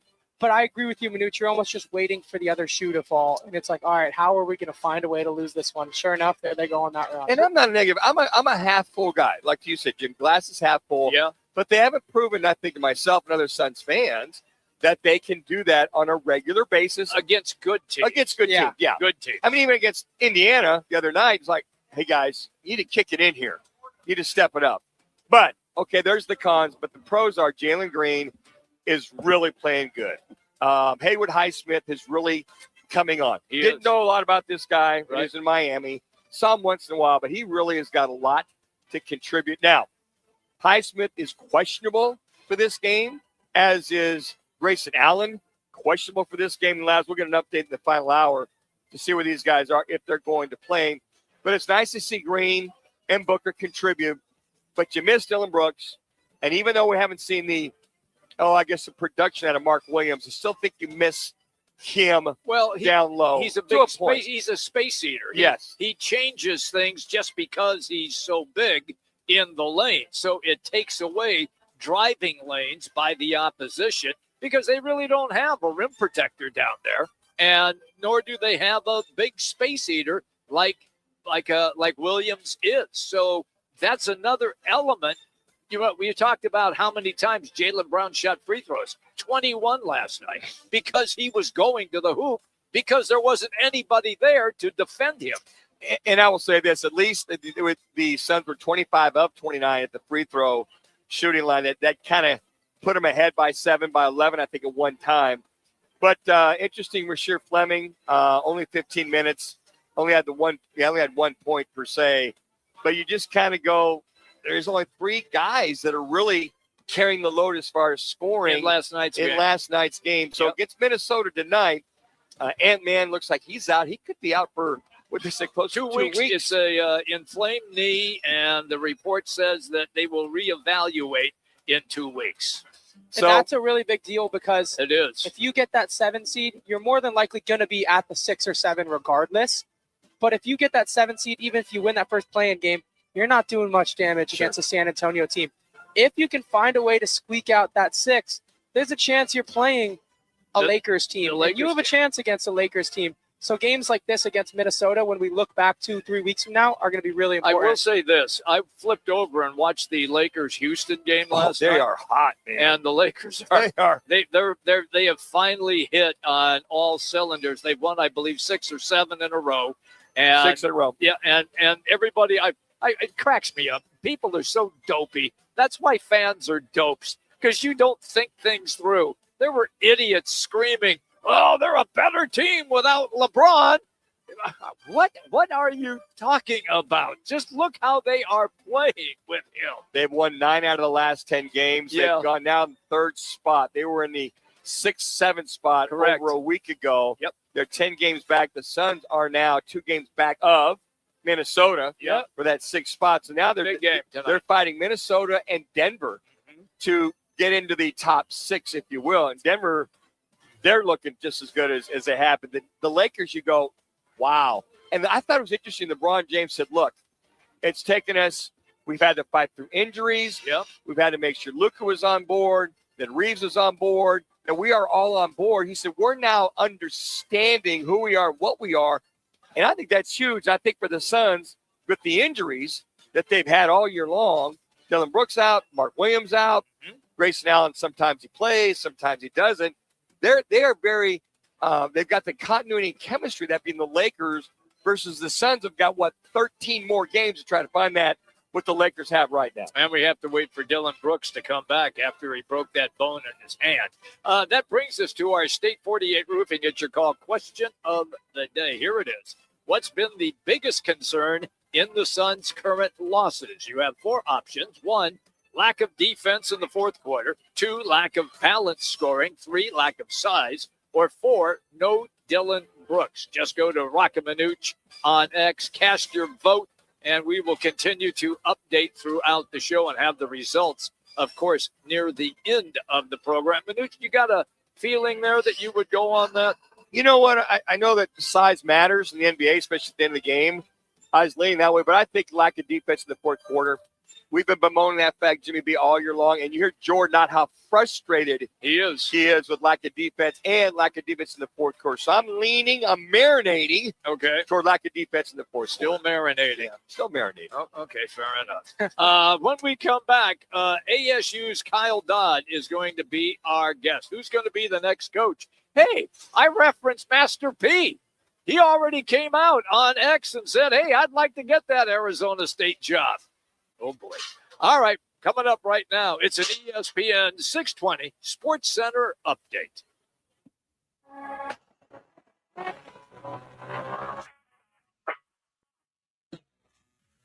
It's now time for your Roc and Manuch with Jimmy B's ESPN 620 Sports Center update. I'm Matt Lazarus. The Phoenix Suns stumbled in crunch time yet again, falling 120-112 to the Boston Celtics last night. Devin Booker caught fire, scoring 23 straight points for Phoenix, finishing the night with 40, but the Suns could not close it out late. Phoenix is back in action tonight as the road trip continues in Minnesota for the second night of a back-to-back against the Timberwolves. Minnesota will be without star guard Anthony Edwards, who's been ruled out with a knee injury, while Grayson Allen is doubtful for the Suns.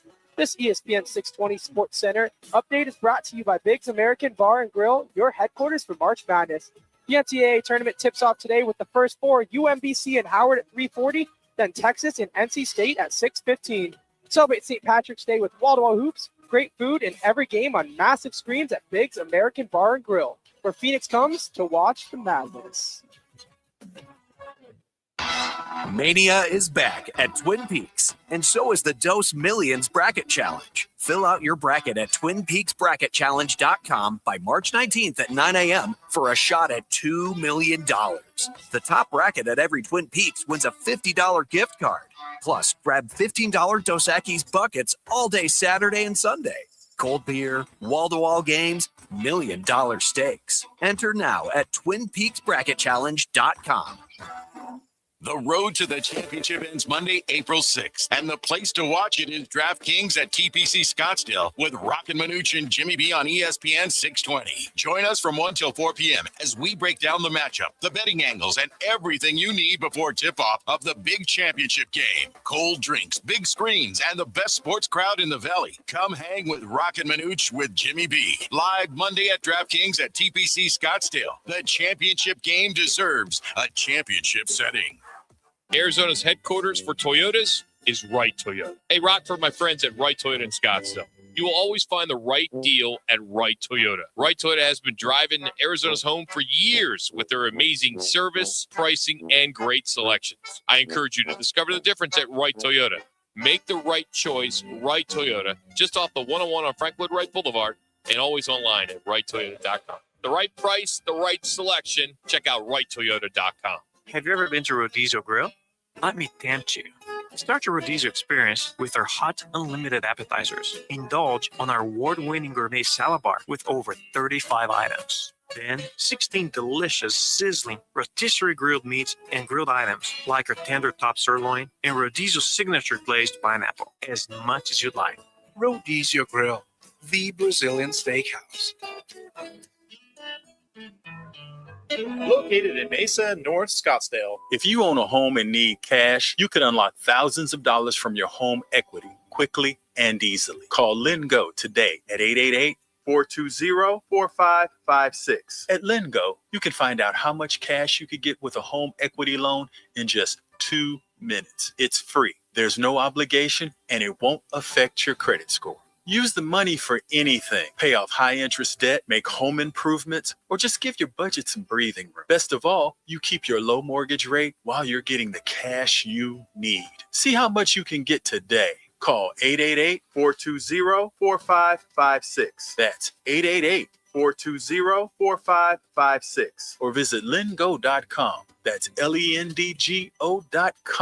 Homeowners nationwide are doing it. Now it's your turn. Call 888-420-4556 today. LendGo, where homeowners go to get cash. 888-420-4556.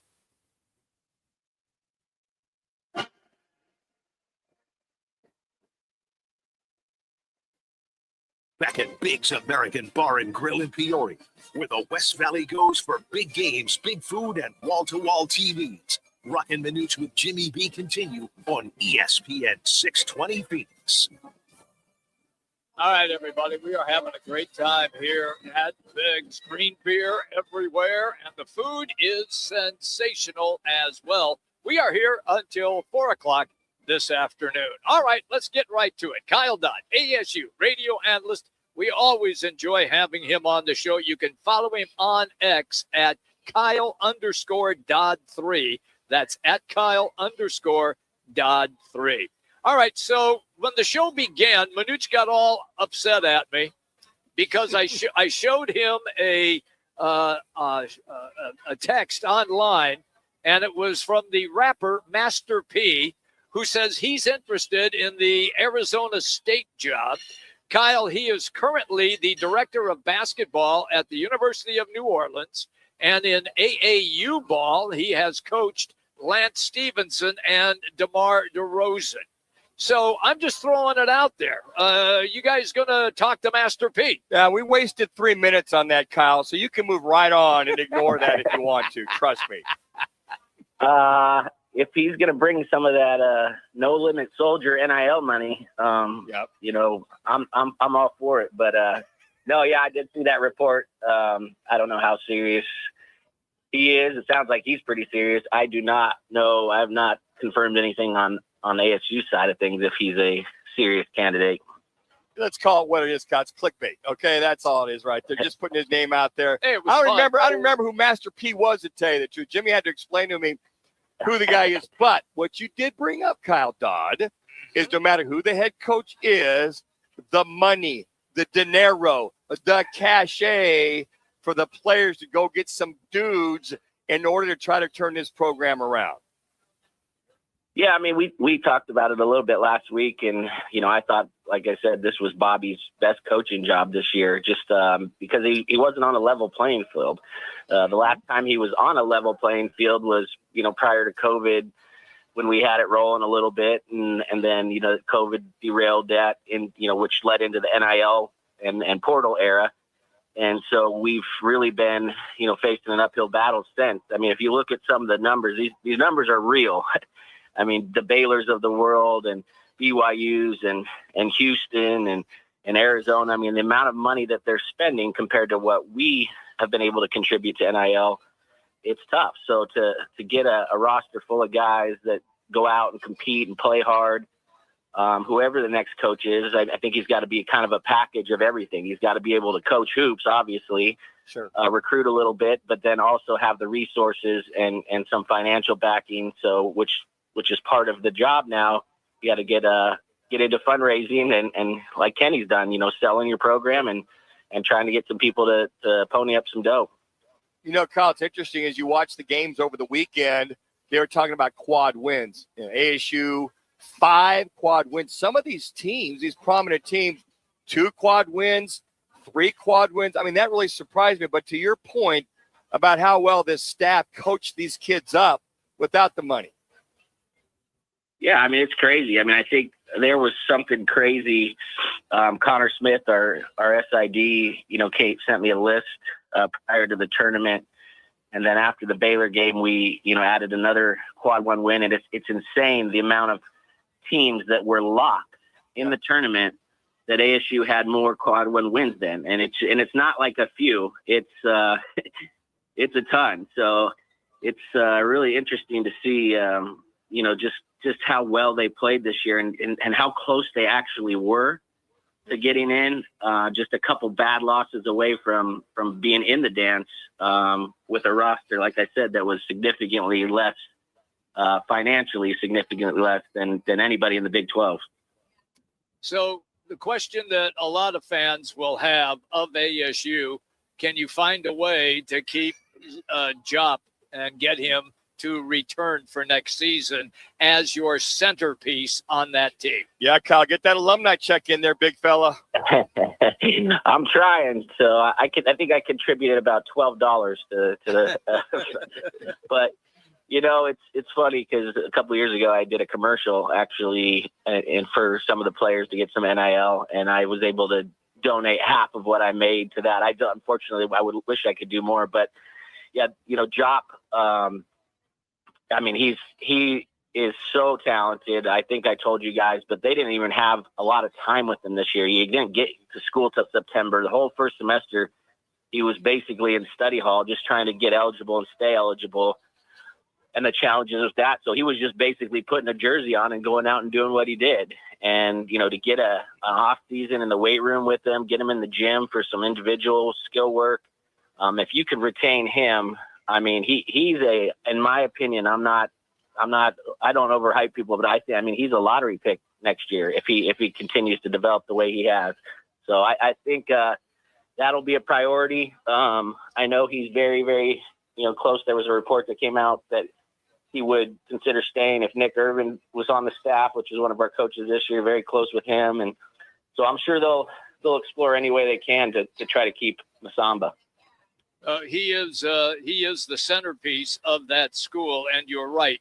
He does need one more year of college ball for his skills to get better. But the point that I would make is if indeed you find a coach that loves him and can build around him, you can become much better than just a middle-of-the-road team in the Big 12 in a hurry. Yeah, I think so. And it's not just him. I mean, there's a couple guys on a couple pieces that if you could get back, I mean, Santiago Truitt was only a sophomore. Gerbevich is only a sophomore. Noah Mayusin's a freshman. Masamba's a freshman.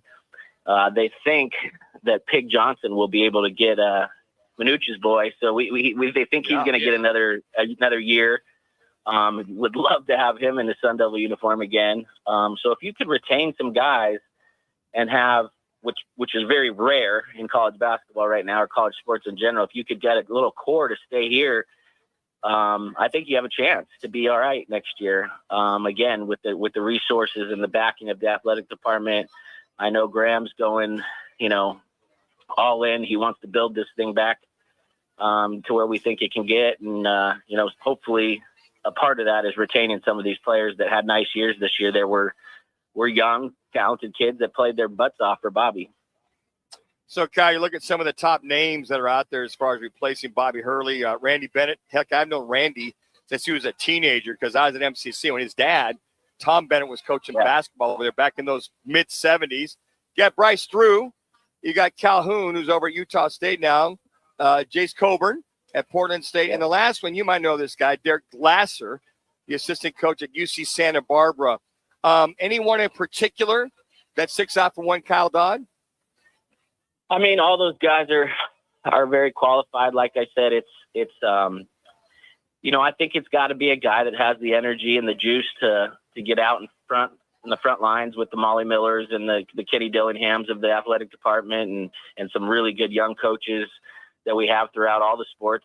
And then it also has to be a guy that stands down the sideline 40 feet from Kelvin Sampson and Tommy Lloyd and Bill Self and TJ and Grant McCaslin. I mean, this league is just loaded with talent on the court, but just, I mean, incredibly gifted coaches. So, you know, whoever that is, I think they have to be able to command that type of respect as well.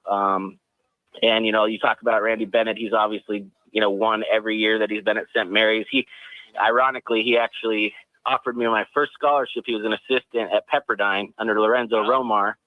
So I know Randy, and I actually used to talk at his dad's camps and summer camps and stuff. So know the family. I mean, he obviously has, like I said, had a lot of success. You know, to me, it's going to be, does he want to come here and take over this project and have a couple years where he needs to go, you know? I'm going to ask you this question. It's going to be unflattering for ASU, but it's the way that ASU is getting talked about nationwide, and I'm sure that you have heard this. It's that if you're a really good coach and you want to make that quantitative leap, you don't want to go to ASU. It's a dead-end job. And the reason they say it's a dead-end job is facilities poor, that you already referenced, lack of NIL, and they haven't had that much success in the portal as well. Being a guy who lives, breathes, eats, sleeps, drinks ASU, how do you defend that statement to bring a top-quality coach in? Yeah, I mean, I think it's all valid points. I mean, I had a couple of athletic directors from the league that, you know, flat out told me, and who do you guys think you guys are? I mean, and that's a little bit of a reality. I mean, we won one tournament game, you know, before Bobby. We've won one tournament game since I played. You know, and Bobby going to 3 straight, and, you know, would have if that year the world didn't shut down.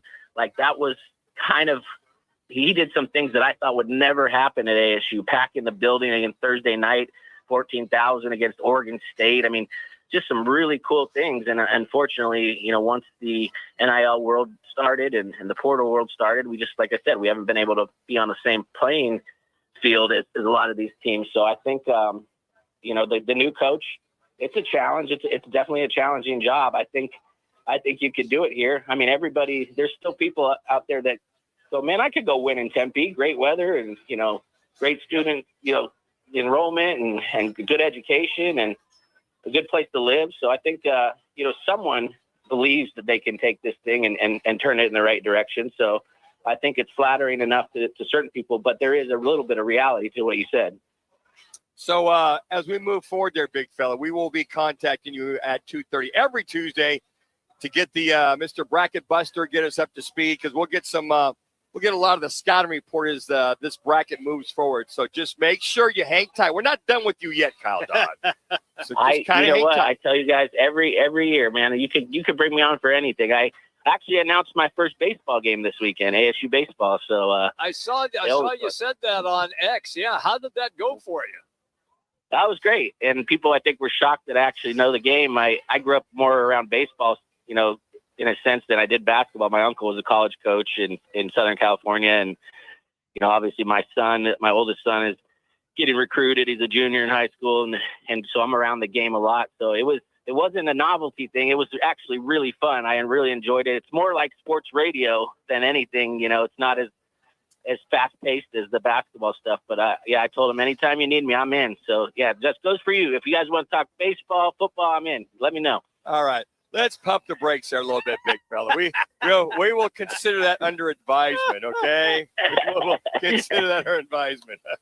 I can even talk about quarterback play, because I know no one on this show knows anything about that. No, you're exactly right. Thank you, Kyle. Thank you. Just remember, Kyle, just try not to screw them up. Yeah, just that's so good, Kyle. Thank you for bringing that to the show. All right, pal. We will touch base with you next week. Thank you, as always. You have a great day. All right, guys. Have a good one. There you go. That's Kyle Dodd, ASU, the latest on the coaching search for ASU. Kyle's presented by DraftKings Sportsbook, TPC Scottsdale. Manuch, where are we going to be tomorrow? We'll be there tomorrow. Yeah, yes, baby. we will, man. It's going to be a lot of fun. 1 to 4 You can come hang out with us, make your wagers, talk to Manuch. He kisses babies and also takes pictures. And no advice for wagering. For Not going to give it to you. you. He takes the pictures and kisses your ugly little kid for free, although he would never say that on the show. Once again, come and hang out with us. March Mania. It is all with Roc and Manuch and Jimmy B. It is DraftKings Sportsbook, TPC Scottsdale tomorrow, and the games at 3:40. It is the play-in, the second day of play-in. Prairie View A&M matched up against Lehigh, and Miami of Ohio, who went undefeated for 31 games and got into the play-in. They will be matched up against SMU. Now, the games are on True TV. So if you haven't watched True TV or even heard of it on cable, Cox Cable, you can find it on Channel 45, and on DirecTV, it is Channel 246. All right, when we come back, little random fact and some football at 50. Hanging out here today at Biggs. Roc and Manuch with Jimmy B, ESPN 620. Game on Peoria. When it's time to eat big, drink cold, and watch every play, make it Biggs American Bar and Grill in the P83 district. Biggs is serving up huge portions of your favorites. Burgers, wings, nachos, plus a full bar and TVs everywhere you look. And don't miss happy hour Monday through Thursday, 3 to 6:30 p.m. with $2 off well drinks and $2 off domestic drafts, plus daily specials all week long. Bring your friends, grab a seat on the patio, and settle in for the game. Biggs American Bar and Grill, where Peoria comes to play, eat, and watch. Phoenix, if you need a plumber, call the team that does it the right way. Victory Plumbing Arizona. It's particular plumbing for particular people with upfront pricing before the work starts. So there's no surprises when the job's done. And here's a deal just for listeners. Tell them you heard Victory Plumbing on Roc and Manuch with Jimmy B, and they'll waive the service charge. For leaks, clogs, water heaters, or anything plumbing, book today at victoryplumbingarizona.com. ROC number 268603. I was in a wreck. I need a check. I was in a wreck. I need a check. I was in a wreck. I need a check. I'm Kevin Rowe from Lerner and Rowe, and we've been serving Arizonans for 20 years. Make the best choice after an accident. Call 977-1900. That's 977-1900. Lerner and Rowe, it's the way to go. On 977-1900. 977-1900. This is Jason Schechterly, former Phoenix police officer. There's nothing more important to a first responder than focusing on their mental health. And there's nothing better for that mental health than golf, friends, music, drinks, food, and fun. Join us for the Heroes Golf Classic Tournament at the Weston Kierland Golf Course on Friday, May 8th. If you're not a golfer, show up for the after party and benefit concert with the best cover band in Arizona, Rock Lobster. Proceeds are going to benefit the 100 Club of Arizona. The 100 Club provides support for our first responders through critical incidents, injury prevention, mental health, and scholarships. Every day, our public safety members put their lives on the line, and we are their backup. So come out and join us on May 8th.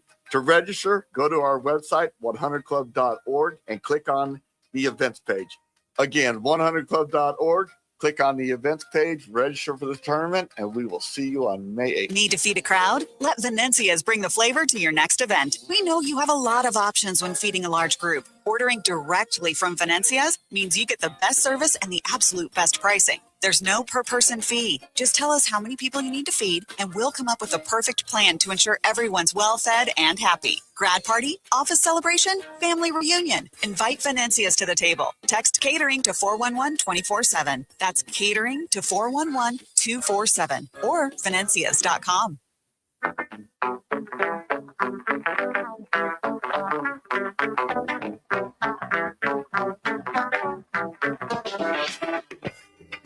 Roc and Manuch with Jimmy B are back, live from Biggs American Bar and Grill, a proud partner of ESPN 620 Phoenix, serving up big portions, cold drinks, and nonstop sports.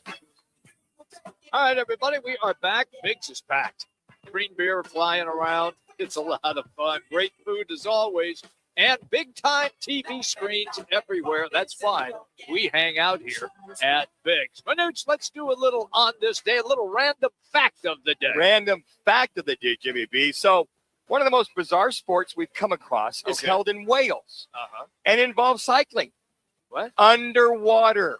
No, Yes. no, I'm not buying Yes, this. this is the truth. This is a random fact, Jimmy B. Now, I searched the entire internet. I go A to Z. Okay. And I found this. The World Mountain Bike Bog Snorkeling Championship exists. Let me say that again. Yes. The World Mountain Bike Bog Snorkeling Championship You can't even exists. say it right. That's it. Want me to say it again? Yeah. Yeah, World Mountain Bike Bog Snorkeling Championship. Say that 10 times as fast as you can, Mr. Broadcaster. And it's certainly not a dislike as far as if you like getting cold and wet, not for you. So that is our random fact of the day. That's incredible. I thought you had lost your mind when I saw that. Found that. I got to about why on the internet, A to Z, as far as trying to find that. Let's do a little football at 50. It is all presented by Bud Light. Easy to drink, easy to enjoy. Bud Light, the official partner of our world-class radio program. And it is March Mania coverage. And it has all begun today because the tournament begins with the play-in games beginning tonight. Manuch, little football at 50, powered by Michelob Ultra Superior Light Beer. Now, might be today, St. Patty's Day. Might be. It's Receivers National Day as well, too. As, Roc will love this, the Eagles and receiver Hollywood Brown have agreed to terms on a one-year deal worth up to $6.5 million. That's been confirmed by Adam Schefter of ESPN. The Broncos, all you Bronco fans, have finally looked outside their own locker room to help their offense with the trade. This happened this morning. They will acquire wide receiver Jalen Waddle from the Dolphins. The source told Adam Schefter again, the Broncos will receive Waddle as well as the Dolphins' fourth-round pick, 111th overall. Wow. Bronco fans, you better sit down on this one. Well, the Broncos will send their first-round pick as well as their third and fourth-round picks. So they'll get number 30, number 94, and 130th. That will go to Miami. Now, Waddle's 27. He's scheduled to get his physical with the Broncos tomorrow. That's pretty much setting there. Now, the reason why you haven't seen a lot of moves by the Broncos, they have signed 17 of their 21 unrestricted and restricted and exclusive rights free agents. Wow. So they're basically taking care of business. They're pretty much bringing the band back together, making sure they have a really good, solid nucleus at this Denver Bronco team. The 49ers, they're not done yet. They have signed Christian Kirk, former Saguaro High School, Texas A&M, and former Cardinal, to a one-year deal. Now, last year, after 4 seasons, he's with the Houston Texans. The deal's up to $6 million. That was being reported. And basically, they're looking at him for maybe a little bit more down the road. So they've got Christian Kirk. As we know, they signed Mike Evans to a 3-year, $42.5 million deal in the opening hours of free agency. So I think that they're pretty set as far as wide receivers. Now, what does this mean for Juwan Jennings? Looks like Juwan Jennings is probably out the door. Don't know if they're going to re-sign him or not. I would if I'm the Cardinals. I'd put a call into him. I would. Just depends on what he wants, what he's looking for. But I will say this, Juwan Jennings was that receiver when Deebo Samuel was gone, when Brandon Ayuk was having his mental irregularities, really stepped up. He and Kittle and Bourne, who's now with the Arizona Cardinals, really did an outstanding job in reference to all that happening. And then we missed this yesterday. Dallas Goedert has reached a 1-year agreement with the Philadelphia Eagles. $7 million contract includes $4.25 million signing bonus. That's one reason why they pretty much had the opportunity to go get Hollywood Brown. Now, what does that mean for A.J. Brown? The only thing I can hint at is that he might be looking to go to, I would say maybe the New England Patriots. I'm sure there's several suitors that are out there. Lots of teams. Lots of teams that would look at him. But here's the other situation. When these individuals have their diva ways or mental irregularities, you better make sure that you really vet him. He's a hell of a talent, Jimmy B. It's just that he's got to understand that the world does not revolve around A.J. Brown wherever he goes. But I think with Hollywood Brown being the one that being signed this afternoon, pretty much opens the door for A.J. Brown to move on from Philadelphia. All right, football breath. You missed this story.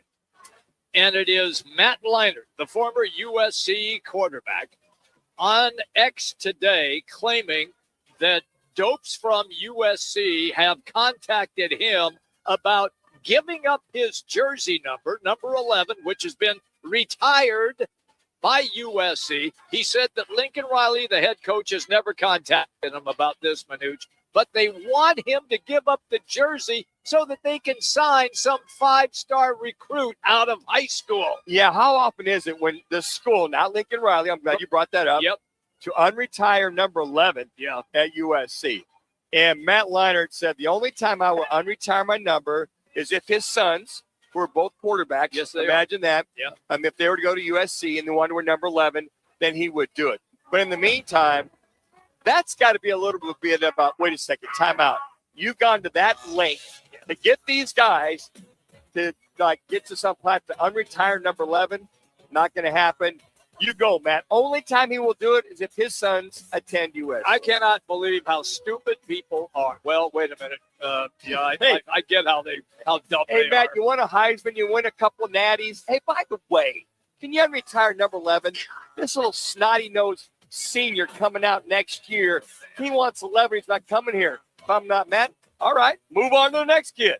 Hey, we're at Biggs, American Bar and Grill. It's here in Peoria with great food, cold drinks, wall-to-wall sports. It is a great place to have a good time, and people are packed in here today. We will be here for another hour. Hour number 3 coming up. Bob McManaman will be our guest at 3:30. It's Roc and Manuch with Jimmy B, ESPN 620.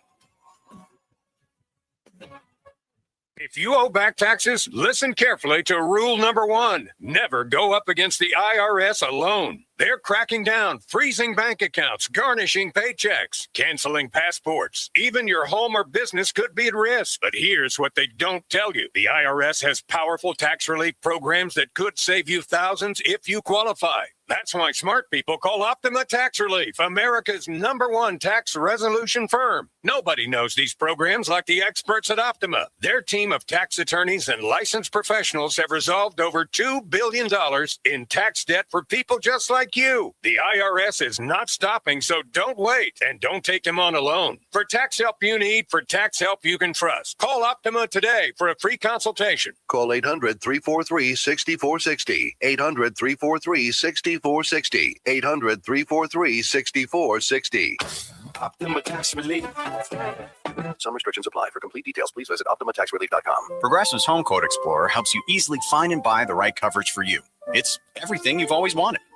Well, I mean, as far as a website that lets you shop, quote, and buy insurance in one place. But hey, maybe that is everything you've always wanted. Yeah, people have different types of dreams. And if all you've ever been searching for is a website that helps you choose home insurance rates and coverage, boy, do we have great news about Progressive's Home Quote Explorer.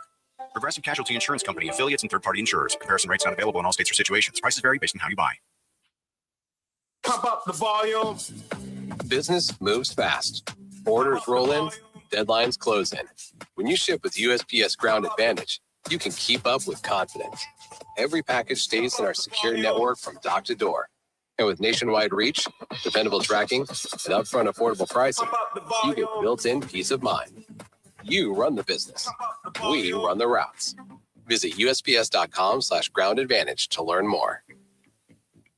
Let me remind you, Thursdays are where the weekend starts at Twin Peaks Restaurant. Grab an ice-cold Bud Light or a refreshing Michelob Ultra and catch wall-to-wall sports on massive TVs everywhere you look. Big games, cold beer, made from scratch food. Start your weekend early with Bud Light and Michelob Ultra. Thursdays at Twin Peaks. Eats, drinks, and scenic views. Bigger fields, bigger events, bigger experiences. Arizona Athletic Grounds. Arizona Athletic Grounds is a 275-acre sports and entertainment destination for athletes, fans, and families. Located in Mesa, AAG is one of the largest multi-sport complexes in the country, with over 475,000 square feet indoors and more than 150 fields and courts. From tournaments to training to cheer, dance, concerts, and corporate events, the Grounds does it all. Learn more at azgrounds.com. KTAR AM Phoenix, Arizona's home for the worldwide leader in sports, is ESPN 620. And now, an on-air sports marketing presentation.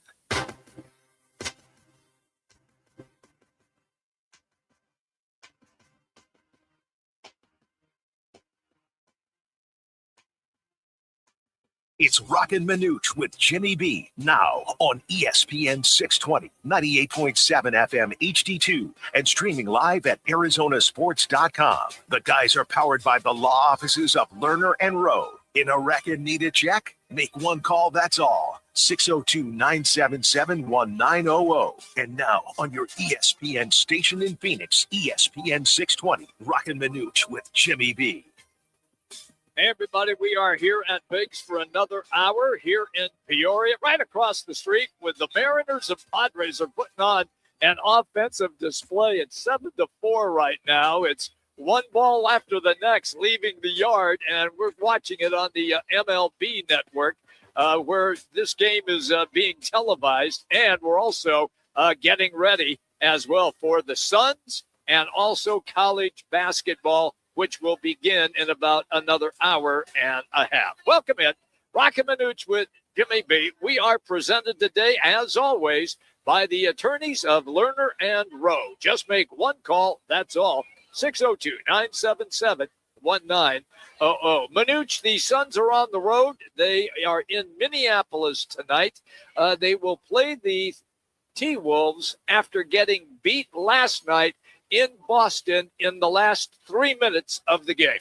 Yeah, it's just very frustrating to watch this team really falter. But again, when you've got basically 2-3 superstars on one team versus two that are doing most of your scoring, that being Green and Booker, it's kind of hard to keep up with the Joneses. Mm-hmm. And I think that was really the culprit was turnovers, lack of rebounding, and then just not being able to stop Jaylen Brown. Tatum looks like he's pretty close to full form. Yes. And you got that Pritchard kid coming off the bench and scoring at will. Not only, Jimmy, does he have just a phenomenal shot, he goes to the rack all the time. I mean, he reminds me a little bit of a Grayson Allen, the way he can go to the rack. Gillespie does a lot of dealing going to the rack, but I mean, his game, watching him, we saw him, 2 weeks ago? He's fearless. He's fearless. He really is. And then Gillespie right now is not helping. He's just in a funk. Yeah. Just can't hit the broadside of the barn, can't hit the water from the boat, whatever you want to call it. And then Grayson Allen. So fortunately, Allen, you looked at Highsmith, had a heck of a game. But when you're looking at Green and Booker as your stalwarts, 55, 60 points a game, that's great. But you're not getting much out of the other 3 or 4 guys besides Grayson Allen. The interesting note about tonight's game is Anthony Edwards, Ant-Man, is not going to play. And they have apparently lost him for at least a week and a half to 2 weeks. He has inflammation in his knee, and so he will be reevaluated at that time. But that is a crushing blow for a Timberwolves team that is also trying to play for a playoff spot. Well, they currently are in the playoffs. They're number 6. So the Suns, this is vitally important. They win this game because they're dealing with the Timberwolves at number 6, the Denver Nuggets at number 5. So you got the Nuggets and the Timberwolves at 12 games back. And then there's the Suns at 14. So they're 2 games back. Now, they've got 39 wins, hoping to get 40. They've had the Timberwolves number. So I would hope they can pull it out with Ant-Man not playing. But we've said that before. That's right. And the Suns have let a lot of us Suns fans down. So all that being said, I think between those 3 teams, Phoenix, Minnesota, and Denver are going to be the ones that are vying to get into that playoff situation. Now, they're all going to be in the play-in with, 13 games to go. So that really doesn't matter. So it's the competition at the best. But I really feel when it comes to closing time, you really do miss Dylan Brooks. You really do miss Mark Williams' length, as you mentioned, and height. You get some key offensive rebound. It wasn't if the Celtics offensive rebounded the Suns. It was just at the most opportunistic time, at closing time, at clutch time, where they got the big baskets. Had the Suns were up by 5? Yes. With about 2 minutes to go. Next thing you know, Heck, they didn't score within what? 3 minutes? 2.5, 3 minutes? They scored 111 points, and they scored 1 point in the last 3. Yeah. So you can't have that. Now, I know that if you're shorthanded, I get it. But heck, if you got your 2 guys, your 2 dudes going off, give them the ball. Once again, very interesting to see Jalen Green get the ball at the end of the game versus my guy Book, who really likes this East Coast swing. 43 points, 40 points. He's really starting to feel it. So I think he's got his second win, and his legs are underneath him. And speaking of legs, looks like Jalen Green's legs are underneath him finally as well, with how well he's played the last 6 games. There is baseball tonight, and to be honest with you, I can't wait. I'll be at the refreshment stand watching the Suns and the World Baseball Classic. It's the United States matched up against Venezuela. Venezuela eliminated the Italians yesterday, and so now it is on. The game being played in Miami. The atmosphere has just been absolutely sensational for these games. Look, it's exhibition baseball, but to these players and coaches, it is so meaningful personally because you are playing for your country. Didn't you show me a photo of the USA team walking in with They had the hockey jerseys on, the USA gold medal hockey jerseys on. The baseball team walking in. There they are right there. Yeah, we're looking at it. Yeah, it's awesome. You got to love that. So, lads, what is the starting lineup going to be against Eduardo Rodriguez of Venezuela? So against Eduardo Rodriguez and the Venezuelans, first of all, Nolan McLean will be starting, New York Mets prospect, and Mason Miller will be available. So if they need him, he's there. By the way, let's back up on that. You want to talk about that? It was rumored that the Padres were looking to maybe, kind of, sort of, could, as they say in Texas, not have him pitch. Yeah. And I can imagine Mason Miller said, no. I'm doing it. So I'm in. You can find the hell out of me. Yeah. I love that. So that was the rumor. So he is eligible for tonight. American pride right there. Leading off for USA, Bobby Witt Jr., superstar. He's been a great cog at the top of our lineup. Bryce Harper batting second. Aaron Judge, Captain America, batting third. Kyle Schwarber fourth. Kyle Schwarber fifth. Sorry about that. Alex Bregman batting sixth. Roman Anthony seventh. Will Smith of the Dodgers batting eighth. Bryce Turang, and then rounding out the lineup, batting ninth, will be Byron Buxton. But I have a feeling once we chase the lefty Eduardo Rodriguez, they'll switch up and we'll see some Pete Crow Armstrong out there in center field. I'm sure you will. It's a hell of a lot. You know what? Yeah. Did your mom tell you there'd be no math today? Is that why you were struggling? That was way tougher than it should have been. 1, 2, 3, 4, 5, 6, 7, 8, that's 9. why I was a journalism major, guys. You know what? And you know what? You look at the depth, the guys on the bench that aren't starting. Yeah. I'm like, wow. It's an all-star team. It's an all-star, and they really are. Yeah. Schwarber's really been crushing. Bryce Harper, let's not be afraid to mix in a hit once in a while. He's hitting right now .67, 167, not even hitting the Mendoza line, Jimmy B.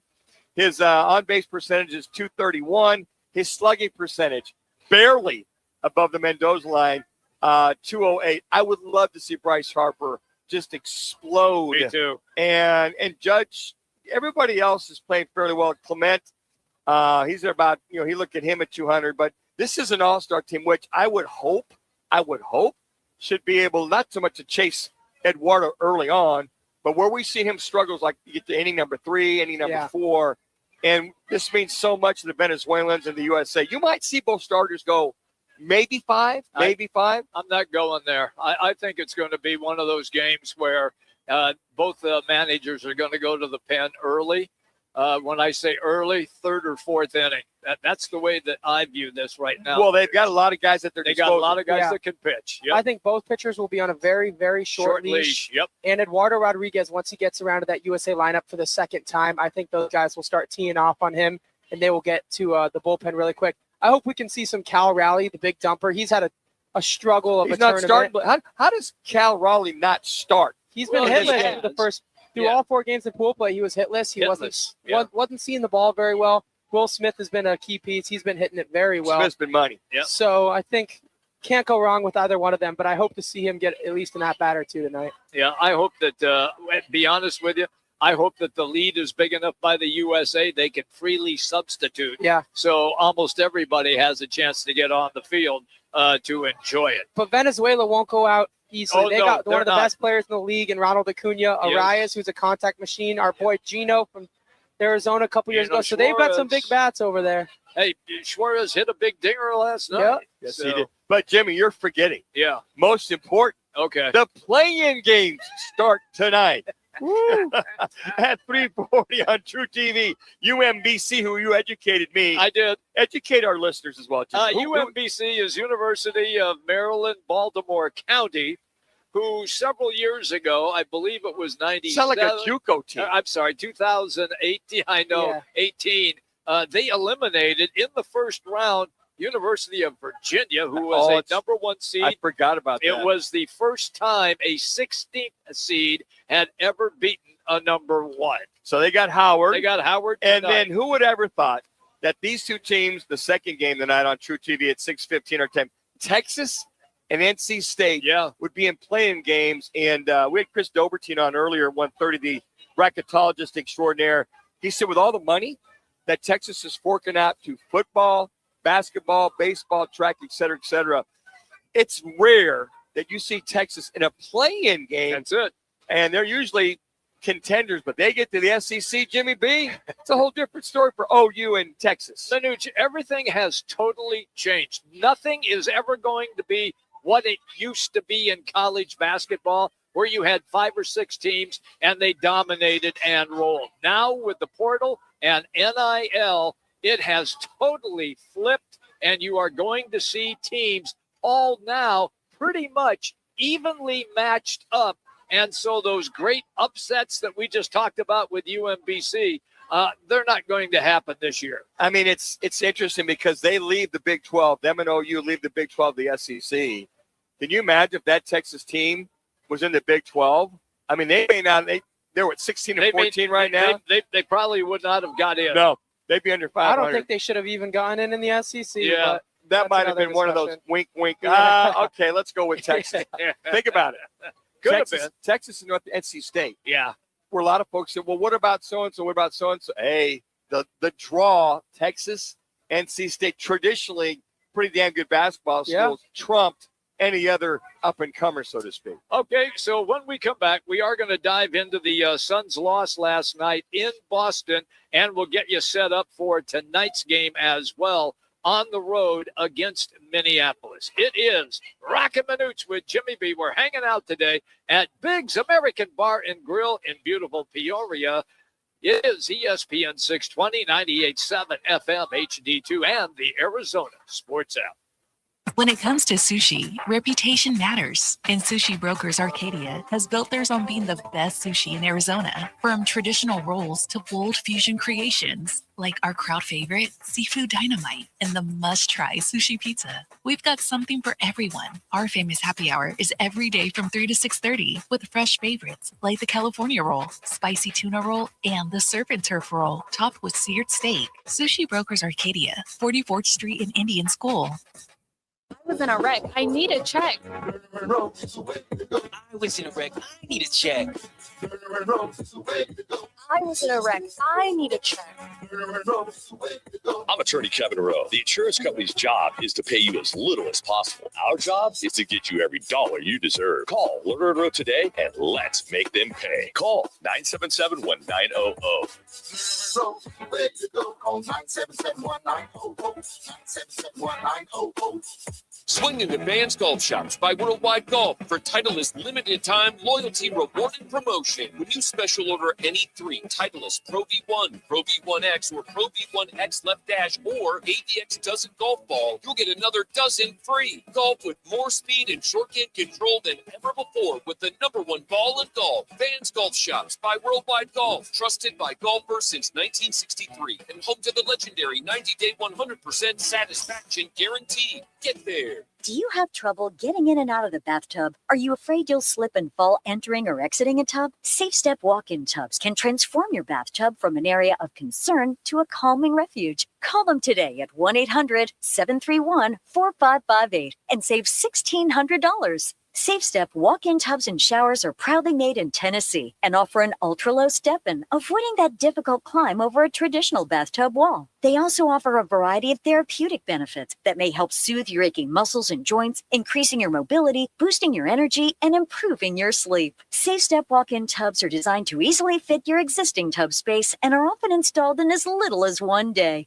Just dial 1-800-731-4558 today to save $1,600 and receive a free shower package. That's 1-800-731-4558 for a free no-obligation consultation and to save $1,600. Safe Step walk-in tubs. Safety never felt so good. Now open in North Scottsdale. It's the Orangedale Lounge. ODs. Right off Thompson Peak and Bell. Next to Bash's. Your new favorite dive bar has arrived. Cold drafts, chill vibes, always affordable prices, and the OD Mug Club. A one-of-a-kind membership you won't find anywhere else. No frills. Just great people, ice-cold drinks, and a bar that feels like it's always been there. Follow at OD Scottsdale and get the scoop at OrangeDaleLounge.com. Orangedale Lounge. Dive in and drink up.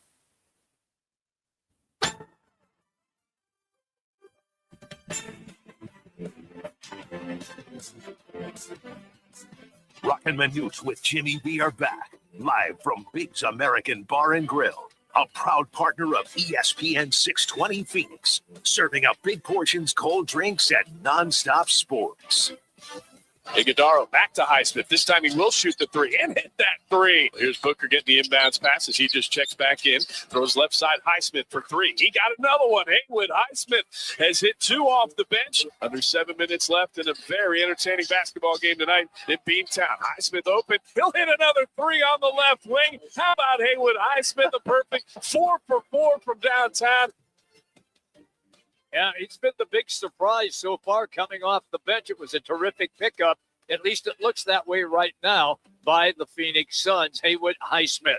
Hey, we're hanging out today at Big's American Bar and Grill. We will be here until 4 o'clock. Right across the street, Padres and Mariners are playing baseball. We arrived here today before the first pitch. This place was packed. I got news for you. It's still packed. People are just coming in droves, and we are having a great time. Lots of green beer and celebrating St. Patty's Day. A lot of your compadres up in the Northwest are out here, Jimmy B. They are. A lot of Seattleites. A lot of Seattleites are here. Yep. I had a chance to talk to a couple of them early on before they left to go over to the ball game. Was that the guy who was totally burned? Totally red. He was medium rare, man. Like, it's going to be 95 degrees the entire week. And I said, you also know that if you're here through Saturday, we'll be pushing 107. So it's called sunscreen. So for all your white compadres in the Northwest, Jimmy B, that have been dealing with 45-degree weather and rain, windy, they need PF 292, which is, I think it goes up to 100. I think it does. I mean, they need to put the cream on. They everywhere. Lather themselves up, wear a hat or a sombrero. I'd highly recommend that. Yeah. I wear that when I'm out there with the QBs all weekend long. And then there's a few guys from San Diego that were over here, and they just said, look, we love the warmth, we love the dry air. I said, you better be careful, because in Arizona, you can evaporate and die and not realize it until you're in the pearly gates. That's it. I said, hydrate. They said, those 22-ounce beers you're drinking, you may want to mix in a little bit of water with that. They were having a great time, but they said that they love coming here every year, hanging out at Big's, and then going over there for a little baseball game. Manuch, I'm highly disappointed in you today. I really am.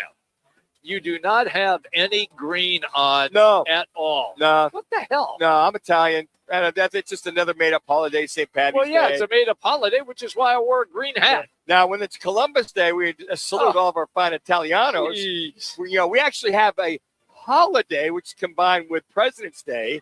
St. Patty's Day's nobody's off work. They're all out here at Big's for crying out loud. Everybody's off work. They're all We're gonna here find at Big's. Manuch some green beads and some necklaces and stuff, and we're gonna get them on him. Yeah, we need to do that. We got to get this boy in the swing of all right, I'll give the Irishman some Italian culture. I'll definitely do that. They'll show you how to drink. Hey, sure. my paisanos, they're quesadilla, and they're like, what? What? Yeah. What are you talking about? Corned beef and can hash. I get pepperoni on that, please? I would say, but the corned beef and hash, all that is coming out. I love Green Bear. I love. But you're right, Jim. This place is just socked in. It is packed all day long. It's been terrific. I think matter of fact, the fine owners out here at Big want to know if you would be the mascot the last half of the day. But got 5'3", put a little more green on. I have you been could be called the upon. elf, and you could be the elf in charge out here. I have leprechaun. That's a leprechaun, not an elf. You idiot. Elf, leprechaun. They're both 5'3". Jeez. By the way, Jimmy is 5'3". We did acknowledge that last week. So at any rate, Dylan Brooks is still out. Mark Williams still out. Did you just say that it is a game time decision or Highsmith is game time decision? Yeah. Grayson Allen game time decision. They say Highsmith is more likely out today. Another knee situation. All right. And then Grayson Allen, I would think with his knee scenario, probably not going to play in a back-to-back. I'm Save with him you. for Thursday against San Antonio. I'm with you. Also, for the Minnesota Timberwolves, their best player, Anthony Edwards, will not play tonight. They released a statement. He has inflammation in his right knee, and he was going to be on the shelf for 1.5 to 2 weeks and be reevaluated then. So, with Edwards not on the court, even though the Suns do not have Mark Williams, and even though they do not have Dylan Brooks, in your estimation, Manuch, coming off what we saw last night, are they good enough to get a win on the road against Minnesota? Yeah, I would think so. I mean, they're undefeated. That they've got the Timberwolves number. I don't think the T-Wolves have beat them in 5 out of the last 6 times. I do remember a playoff. Yeah, that was a few years ago. Yeah, I know, but I remember it where they swept them. But the Suns have controlled the Timberwolves since then. Yeah, you still got Randall, who's averaging about Julius Randle, 21 points per game. Yeah. McDaniels, Reed, Vinny DiVincenzo. Yeah. Doing a fine job. You know what? It's still going to be, I think, a good game. I mean, the Suns, you would hope, would win this. Again, the unbalanced scoring. Who's going to pick up that slack for Green and Booker? You mentioned Brooks is still out maybe for another week or 2. Yeah. By the way, they're saying he's closer to coming back than he's sooner than later. Well, he took the brace off. I saw a video of him working out and shooting, so that's a plus, and there was no brace on his hand. And I don't think, as far as the Suns scoring tonight, will be a problem, but you look at the Timberwolves. This team is averaging close to 119 points per game. They get up and down the court. They're currently 7th as far as playoff situations. They'll be dealing with the Suns going back and forth. So this game's got some meaning. I really believe when Grayson Allen is out of the lineup, they really miss his contribution of coming off the bench, getting anywhere from 13 to 15, 16 points per game. Highsmith with 18 points last night. Dunn pretty much sitting the bench right now. His minutes getting eaten up by whether it's Highsmith. I was just thinking if Highsmith doesn't go, we might see more of Ryan Dunn tonight. And on top of that, with the T-Wolves, this is just, these games matter, which I love saying. These games are going to matter back to back. But, the whole thing is Green's looking so much better. He's looking so much more active. Booker's on a heater. He really is. You know what? It's kind of like when he goes back east, he's like, I'm going to show these folks back east. He's from Detroit, from Michigan. Yeah. And it's like he feels good. He talked about the background of some of these arenas. He's very comfortable. And then hopefully these next, 13, 14 games, he and Green can sustain that. And when Brooks comes back, love to see a little more out of Iguodala. Iguodala, even though he had 8 assists, he's just not scoring. And I think that's what they miss as far as, I'm going to say, if you're relying so much on your outside shooting, you need Grayson Allen in there. You need Gillespie to step up. And he's really struggling. He's really struggling, unfortunately. But the other problem that Jordan Ott has talked about, and we're seeing it, is this Suns team on average. If you're going to give up 110 points on average these last 6 games, and you're only scoring on average 112 points per game, that's tough to pull away and win those games. I just don't think, Jimmy, we're seeing the kind of defense or commitment to defense we saw early on in the year. That's fair. Which was really kind of the bell cow for this Suns team until Jalen Green got healthy. Dylan Brooks got hurt. Well, before that, Brooks and Williams and Devin Booker were really carrying this team. Grayson Allen, Colin Gillespie.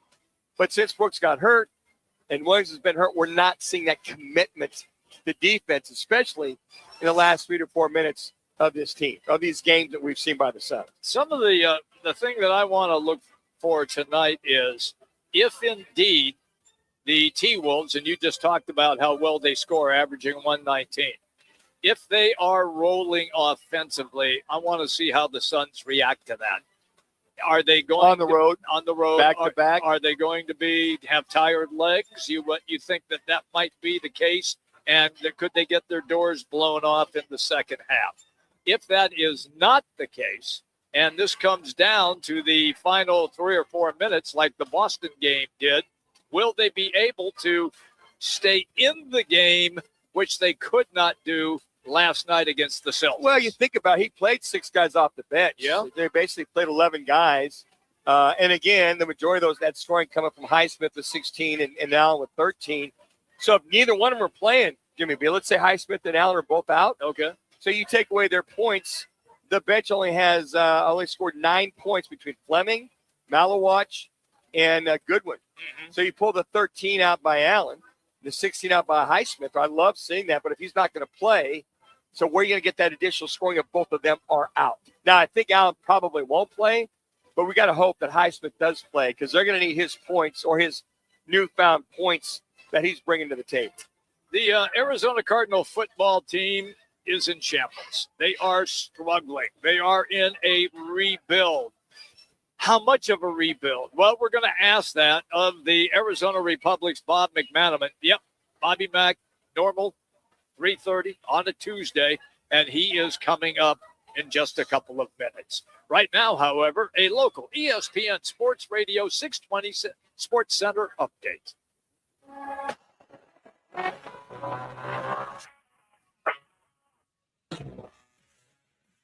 It's now time for your Roc and Manuch with Jimmy B's ESPN 620 Sports Center update. I'm Matt Lazarus.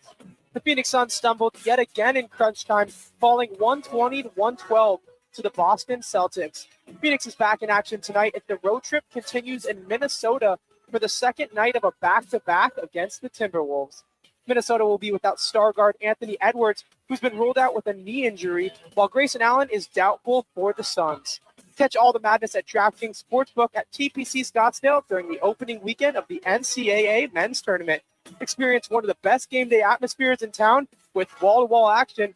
And if there's a game-winning buzzer beater in the first round, everyone on site scores a $10 food and beverage voucher for their next visit. Valid through the end of the tournament. We're there tomorrow from 1 to 4. DraftKings at TPC Scottsdale. We hope to see you there. AZ Central Sports columnist Bobby Mack will join the guys next.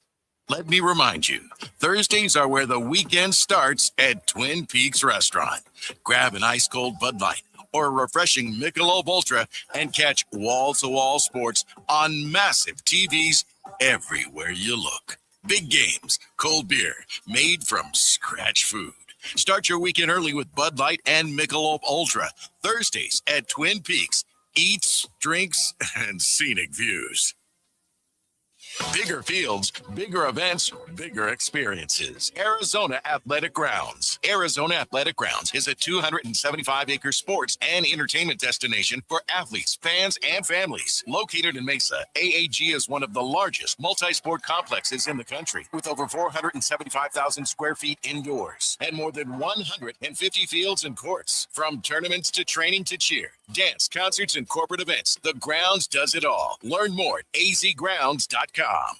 When tragedy strikes, the impact is immediate and devastating. That's when the 100 Club of Arizona steps in, providing financial assistance, guidance, and emotional support to the families of public safety officers injured or killed in the line of duty. They also invest in mental health resources, injury prevention, and scholarships for the children of first responders. Every day, Arizona's public safety professionals put their lives on the line. The 100 Club of Arizona has their back. Learn more at 100club.org. I was in a wreck. I need a check. I was in a wreck. I need a check.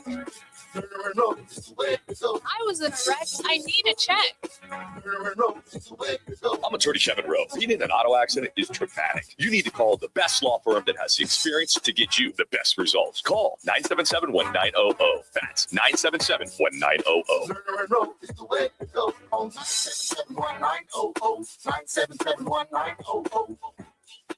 Game on Peoria. When it's time to eat big, drink cold, and watch every play, make it Big's American Bar and Grill in the P83 district. Big's is serving up huge portions of your favorites. Burgers, wings, nachos, plus a full bar and TVs everywhere you look. And don't miss happy hour Monday through Thursday, 3 to 6:30 p.m. with $2 off well drinks and $2 off domestic drafts, plus daily specials all week long. Bring your friends, grab a seat on the patio, and settle in for the game. Big's American Bar and Grill, where Peoria comes to play, eat, and watch. Join the team at All City Towing, Arizona's largest towing company and leader in roadside service. We're hiring dispatchers, call takers, lot attendants, drivers, and customer service pros ready to grow with us. You'll enjoy state-of-the-art equipment, consistent schedules, full health benefits, a strong 401k match, employer life insurance, and a monthly fuel allowance. Take your career to the next level. Apply today at allcitytowing.com.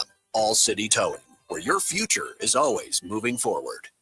Let's go inside the Cards locker room and down to the field with Bob McManaman. Bob's been covering Arizona sports for the Arizona Republic and azcentral.com since 1981. Now, Arizona Republic columnist Bobby Mack on ESPN 620. All right, everybody, we're here at Biggs. We're here for another half hour. Bobby Mack is our guest. You can find him on X at AC Bobby Mack. That's AC Bobby Mack. Robert, welcome, pal, as always. What in the wide world of sports are the Cardinals doing, okay? I mean, do we have a clue what they're doing? And can you please help both me and Manuch out by explaining it? Well, Jimmy, I don't know about you guys, but I've been, following World Baseball Classic, NCAA Tournament Bracketology. I don't know, the start of Major League Baseball. Hanging out with some NHRA racers. And you're asking me about what now? That was awesome. That was awesome, brother. Thank you. Good Very Lord. well rehearsed, Bobby Mack. Wasn't rehearsed. Yeah. That came Although straight off Connor the did tell get-go? me where they talk Cardinals, and I'm like, why? Well, I will talk San Francisco 49ers. They picked up another, wide receiver, Christian Kirk.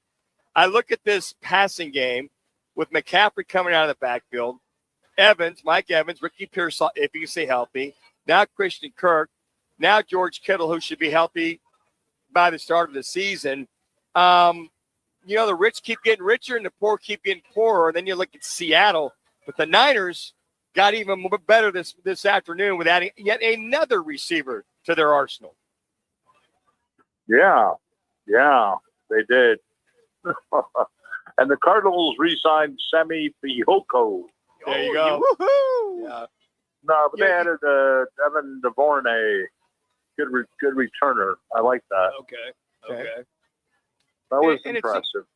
And I think more than that, when you watch the Cardinals' strategy for now, it's depth. Maybe a starter here, and this starter was Ciamalo, excuse me. And then you look at Bourne coming in. You look at a couple of other guys. Okay, you got depth. You got solid players, but really not that wow factor. And I kind of get what they're doing. Now, all that being said, if that number 3 pick, availability now, we're hearing rumors that maybe, just maybe, and you would know this, Bob, that Ty Simpson could be an addition as far as that number 3, if not Jeremiah Love, or the prototypical best offensive tackle. Yeah, well, I don't think it'll be Ty. My dream pick was Jeremiah Love. That's not going to happen now. And the offensive tackle is what they need. It's not sexy. Sure. I don't know, man. I'm thinking David Bailey, even Reuben Baines Jr., or if the Jets don't take him, the best defensive player in the draft from Ohio State. I don't know what they're going to do. They just need to win the fans back, man. And I don't want to say make a splash pick, but the tackle doesn't do it. The running back would, but you brought in, you've got four running backs already. You're not going to cut them after you decide them. They might. Ty Simpson I like a lot, but not at number 3. And who knows? I didn't think a lot of quarterbacks would go in the top 5 that have went the top 5 over the years. Pro days, the combine, teams get itchy, trigger fingered. Who knows what's going to happen? But they really can't afford to screw up this number 3 pick, or it's going to cost Monty his job, I think. Well, I'm with you on that 100%. And you are right. They need something to kind of light the fire for the fan base. Could they? You got to give them a reason to come back, Jimmy. Yes. Yeah. Exactly, Bob. Yeah. You got to have a look. You sucked. You sucked pond water, and now you're in a situation where you have a brand new regime, with the exception of the general manager, and you got to do something to light that fire under the fan base. And I think you're right. I think you're right. I don't know what they're going to do at quarterback. Look, I'm okay with Ty Simpson, but not there. If you trade back into the first and snag him, that's fine with me. Everybody wants to use the word tank. I despise it. I hate the whole idea of it. We could go on and on about tanking. I don't think that's in the works, but who knows? But I don't think Tyson's going to be there at number 34. And even then, I think that might be kind of risky. But they need to get something. I don't think Kirk Cousins with 2 other established veterans is the way to go either. So, although that would be more intriguing to me than what they currently have. So, Bob, we look at the year coming up. How big of a year into the third year of Darius Robinson is this for him? What does he have to continue to prove? To stay healthy, be more productive? When you hear Darius Robinson's name, what do you think? I think he's probably not going to get the 5th-year extension is what I think. Yep. I don't even know what he's capable of doing because we haven't seen it. And I really like that guy coming out and his work ethic and his attention to detail and the study habits and all this stuff. He went on and on and on and on about the night he was drafted that turned me totally on. Oh, I love this guy. This guy's going to be something to watch. And then it just fell apart, man, for a couple different reasons and more than what we probably know. I'm not even thinking about Darius Robinson, guys. I don't blame you, because to me he's non-existent on this team until I see something, and we haven't seen anything. And I would think by the 3rd year, you got to either with the proverbial pop. You got to either crap or get off the pot. That's that big year for a lot of these first rounders. I feel, unless you're a quarterback, you're still developing. But I mean, for guys like that, don't you think that he's got a lot to prove this 3rd year? Yeah, well, without, like I just said, I mean, if he doesn't, he's gone. He might, I can see Robert Kimdichie written all over this, and yet they're totally different guys. Yeah. I hate to use that reference. I'm not saying they're alike, but the end result might be alike, and that would be a shame. And, he's got to put up or shut up. There's no doubt about it. Take me to Kyler Murray and the deal that sent him to Minnesota. I know. Jimmy, you had to do it, didn't you? I did. I had to. Take another sip of that green beer. And I wish. And the thing that almost got through it, Bob. Almost. The thing that I want to ask you.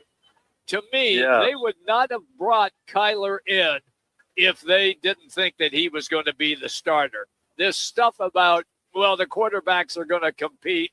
That's garbage. Yeah. Is that the way you feel about it as well? Yes. Yeah, of course. It's Kyler Murray's job to lose. And, you know, I don't think J.J. McCarthy has a right to complain about that. You know, I'm sorry, I don't. I'm rooting for Kyler. I hope he does well. And I think he could. But I don't know. I think Kevin O'Connell's got an idea and a plan, but I don't know if Kyler Murray's the guy that can deliver. I don't. But I kind of hope he does. Now, that would be just crucifiable to the Cardinals if he goes out and kicks butt. Yeah. And maybe he will with the talent and the coaching and the defense that the Vikings have. Don't forget about that. That's going to be a huge factor in whatever happens here. But I think Kyler's going to win that job. I don't think it's been gift wrapped to him, but I'm wondering if he can actually pull it off. And I want to say he will, but I don't know. I don't know if Kyler is what he thinks he is, what we thought he could be. It took 7 years, and I still don't know what he is. And yet I like the guy. I can't explain it. It's a riddle and a conundrum is what it is. I will be very interesting to see that Drew Petzing offense, Kevin O'Connell offense / Sean McVay offense are very similar. How he adapts to it, or does Kevin O'Connell adapt to Kyler Murray? It's a drop back. It's in the pocket. Let's get the ball out quick. It's a distribution. When you watch Matthew Stafford, you watch Sam Darnold. I think that's the biggest curiosity for me, Bob, is how he handles that same type offense, unless O'Connell adjusts to Kyler Murray. Well, he has to adjust to Kyler Murray because I don't think Kyler Murray can run the offense that Kevin O'Connell really wants. Exactly. So yeah. If he doesn't get out on the move and get open spaces to see over the hulking dudes in front of him, which has always been the big question, you know, but then plays break down, and then, okay, great, Kyler's great on the move and run, and sometimes it works, sometimes it backfires. And a lot of times he takes needless sacks for minus rushing yards. So that's not going to go over well with the head coach of the Minnesota Vikings. So he's going to have to devise some of the, granted, he's going to have a pretty good offensive line there. And that's going to help a lot, but he still has to be able to make those reads over those guys, through those guys, between those guys. And I don't know if he can, but again, I'm hoping he does well. Yeah. Is that bad? Is that bad? Yep. So if we go to azcentralsports.com, what are some of the things that one Bob McManaman at AZ Bob Mac is going to be having the next several days? You mentioned drag car racing. You got, all that stuff going on, as well as the Cardinals story coming out. Yeah. Now, baseball season preview coming out Sunday from my perspective. Talked to Mr. Diamondback, Luis Gonzalez. He totally shot down my theory about the D-backs this year. But you can read about that. Okay. He happily shut me down, but then offered some clues about why it could not be such a wait until next year approach. So there's that, and oh yeah, we got the women's Final Four. I'm all into that, and plenty of stuff coming up, fellas. Bobby, you bring it. We love it. AZ Bobby Mack. Just go to azcentralsports.com. Right. You can see the plethora of stories of one Bobby Mack. Plethora. Or a cornucopia. Either one. Thank you, dude. We always appreciate it. You're the best. Thanks for having me. You got it. That's Bob McManaman, everybody. Arizona Republic, AZ Central. Always presented by our great association with All City Towing. They are Arizona's largest towing company, and whether you're stranded or you need professional transport, All City Towing has the experience to get the job done right. And the best part, 24/7. They never close. They are there to help you. And they're hiring drivers and dispatchers right now. So go online and check them out. If you're looking for a new gig, allcitytowing.com and search careers. Again, that's allcitytowing.com and search careers. All right, we are hanging out today here at Biggs in Peoria. We have our final segment coming up, and it'll be our one call. That's all. We'll update you the results of the State 48 roofing. It's your call question of the day, and also let you know what's on tap tonight on television. Roc and Manuch with Jimmy B, ESPN 620. We get it. A meal shouldn't cost you nearly $20. And we agree. At Venezia's Pizzeria, lunch or dinner for under $10 is still a thing. And for an even sweeter deal, stop in and grab a Slice Rewards card. Get a stamp for every qualifying Slice special. 10 visits, 1 free qualifying special. Simple. And every Tuesday, we double your stamps. That's your free pizza twice as fast. Venezia's Pizzeria, a family tradition with great rewards. The road to the championship ends Monday, April 6th, and the place to watch it is DraftKings at TPC Scottsdale with Roc and Manuch and Jimmy B on ESPN 620. Join us from 1 till 4 p.m. as we break down the matchup, the betting angles, and everything you need before tip-off of the big championship game. Cold drinks, big screens, and the best sports crowd in the Valley. Come hang with Roc and Manuch with Jimmy B. Live Monday at DraftKings at TPC Scottsdale. The championship game deserves a championship setting. Phoenix, if you need a plumber, call the team that does it the right way. Victory Plumbing Arizona. It's particular plumbing for particular people with upfront pricing before the work starts. So there's no surprises when the job's done. And here's a deal just for listeners. Tell them you heard Victory Plumbing on Roc and Manuch with Jimmy B, and they'll waive the service charge. For leaks, clogs, water heaters, or anything plumbing, book today at victoryplumbingarizona.com. ROC number 268603. Hey, every Tuesday at 2 o'clock, make sure you're locked in for the Lopes Report, powered by Global Credit Union, on Roc and Manuch with Jimmy B right here on ESPN Radio Phoenix. Each week, the guys are talking GCU athletics, the playmakers, the coaches, and the people building one of the fastest rising programs in the country. And if you miss it live, we've got you covered. Every Lopes Report is posted on the Arizona Sports app and the guys' social platforms. The Lopes Report, Tuesdays at 2, powered by Global Credit Union. Brock for WrightToyota.com.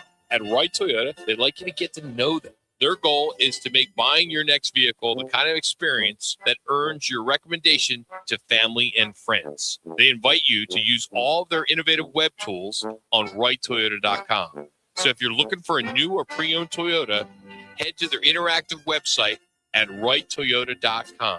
The right price, the right selection, all at WrightToyota.com.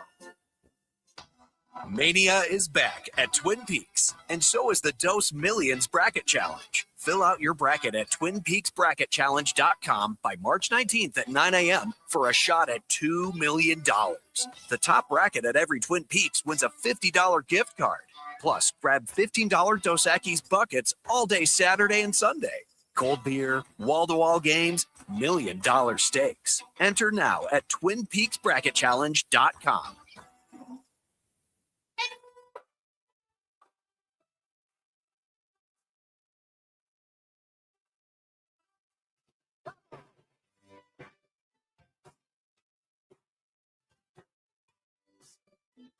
It's the Lerner and Rowe one call, that's all call of the day. If you're looking for a full service law firm, just make one call, that's all. 602-977-1900. Lerner and Rowe, voted Arizona's best law firm. We have to speed it up. You know, our urgency in these high level games is ultra high. Our communication has to pick up. That's what we just talked about. And practice isn't coming. So obviously we got 24 hours to fix some of this. Not only it's going to come from player to player communication, or us collectively as coaches, as all staff, to try to find solutions as fast as possible. It's just March. All these games are going to be like this. So can't waste the opportunities, can't be in our feelings about it. We got to find solutions as fast as possible. That is Suns head basketball coach Jordan Knott. Last night's loss after Boston, and now they are only about less than an hour away from tipping off with the Minnesota Timberwolves as well in back-to-back games.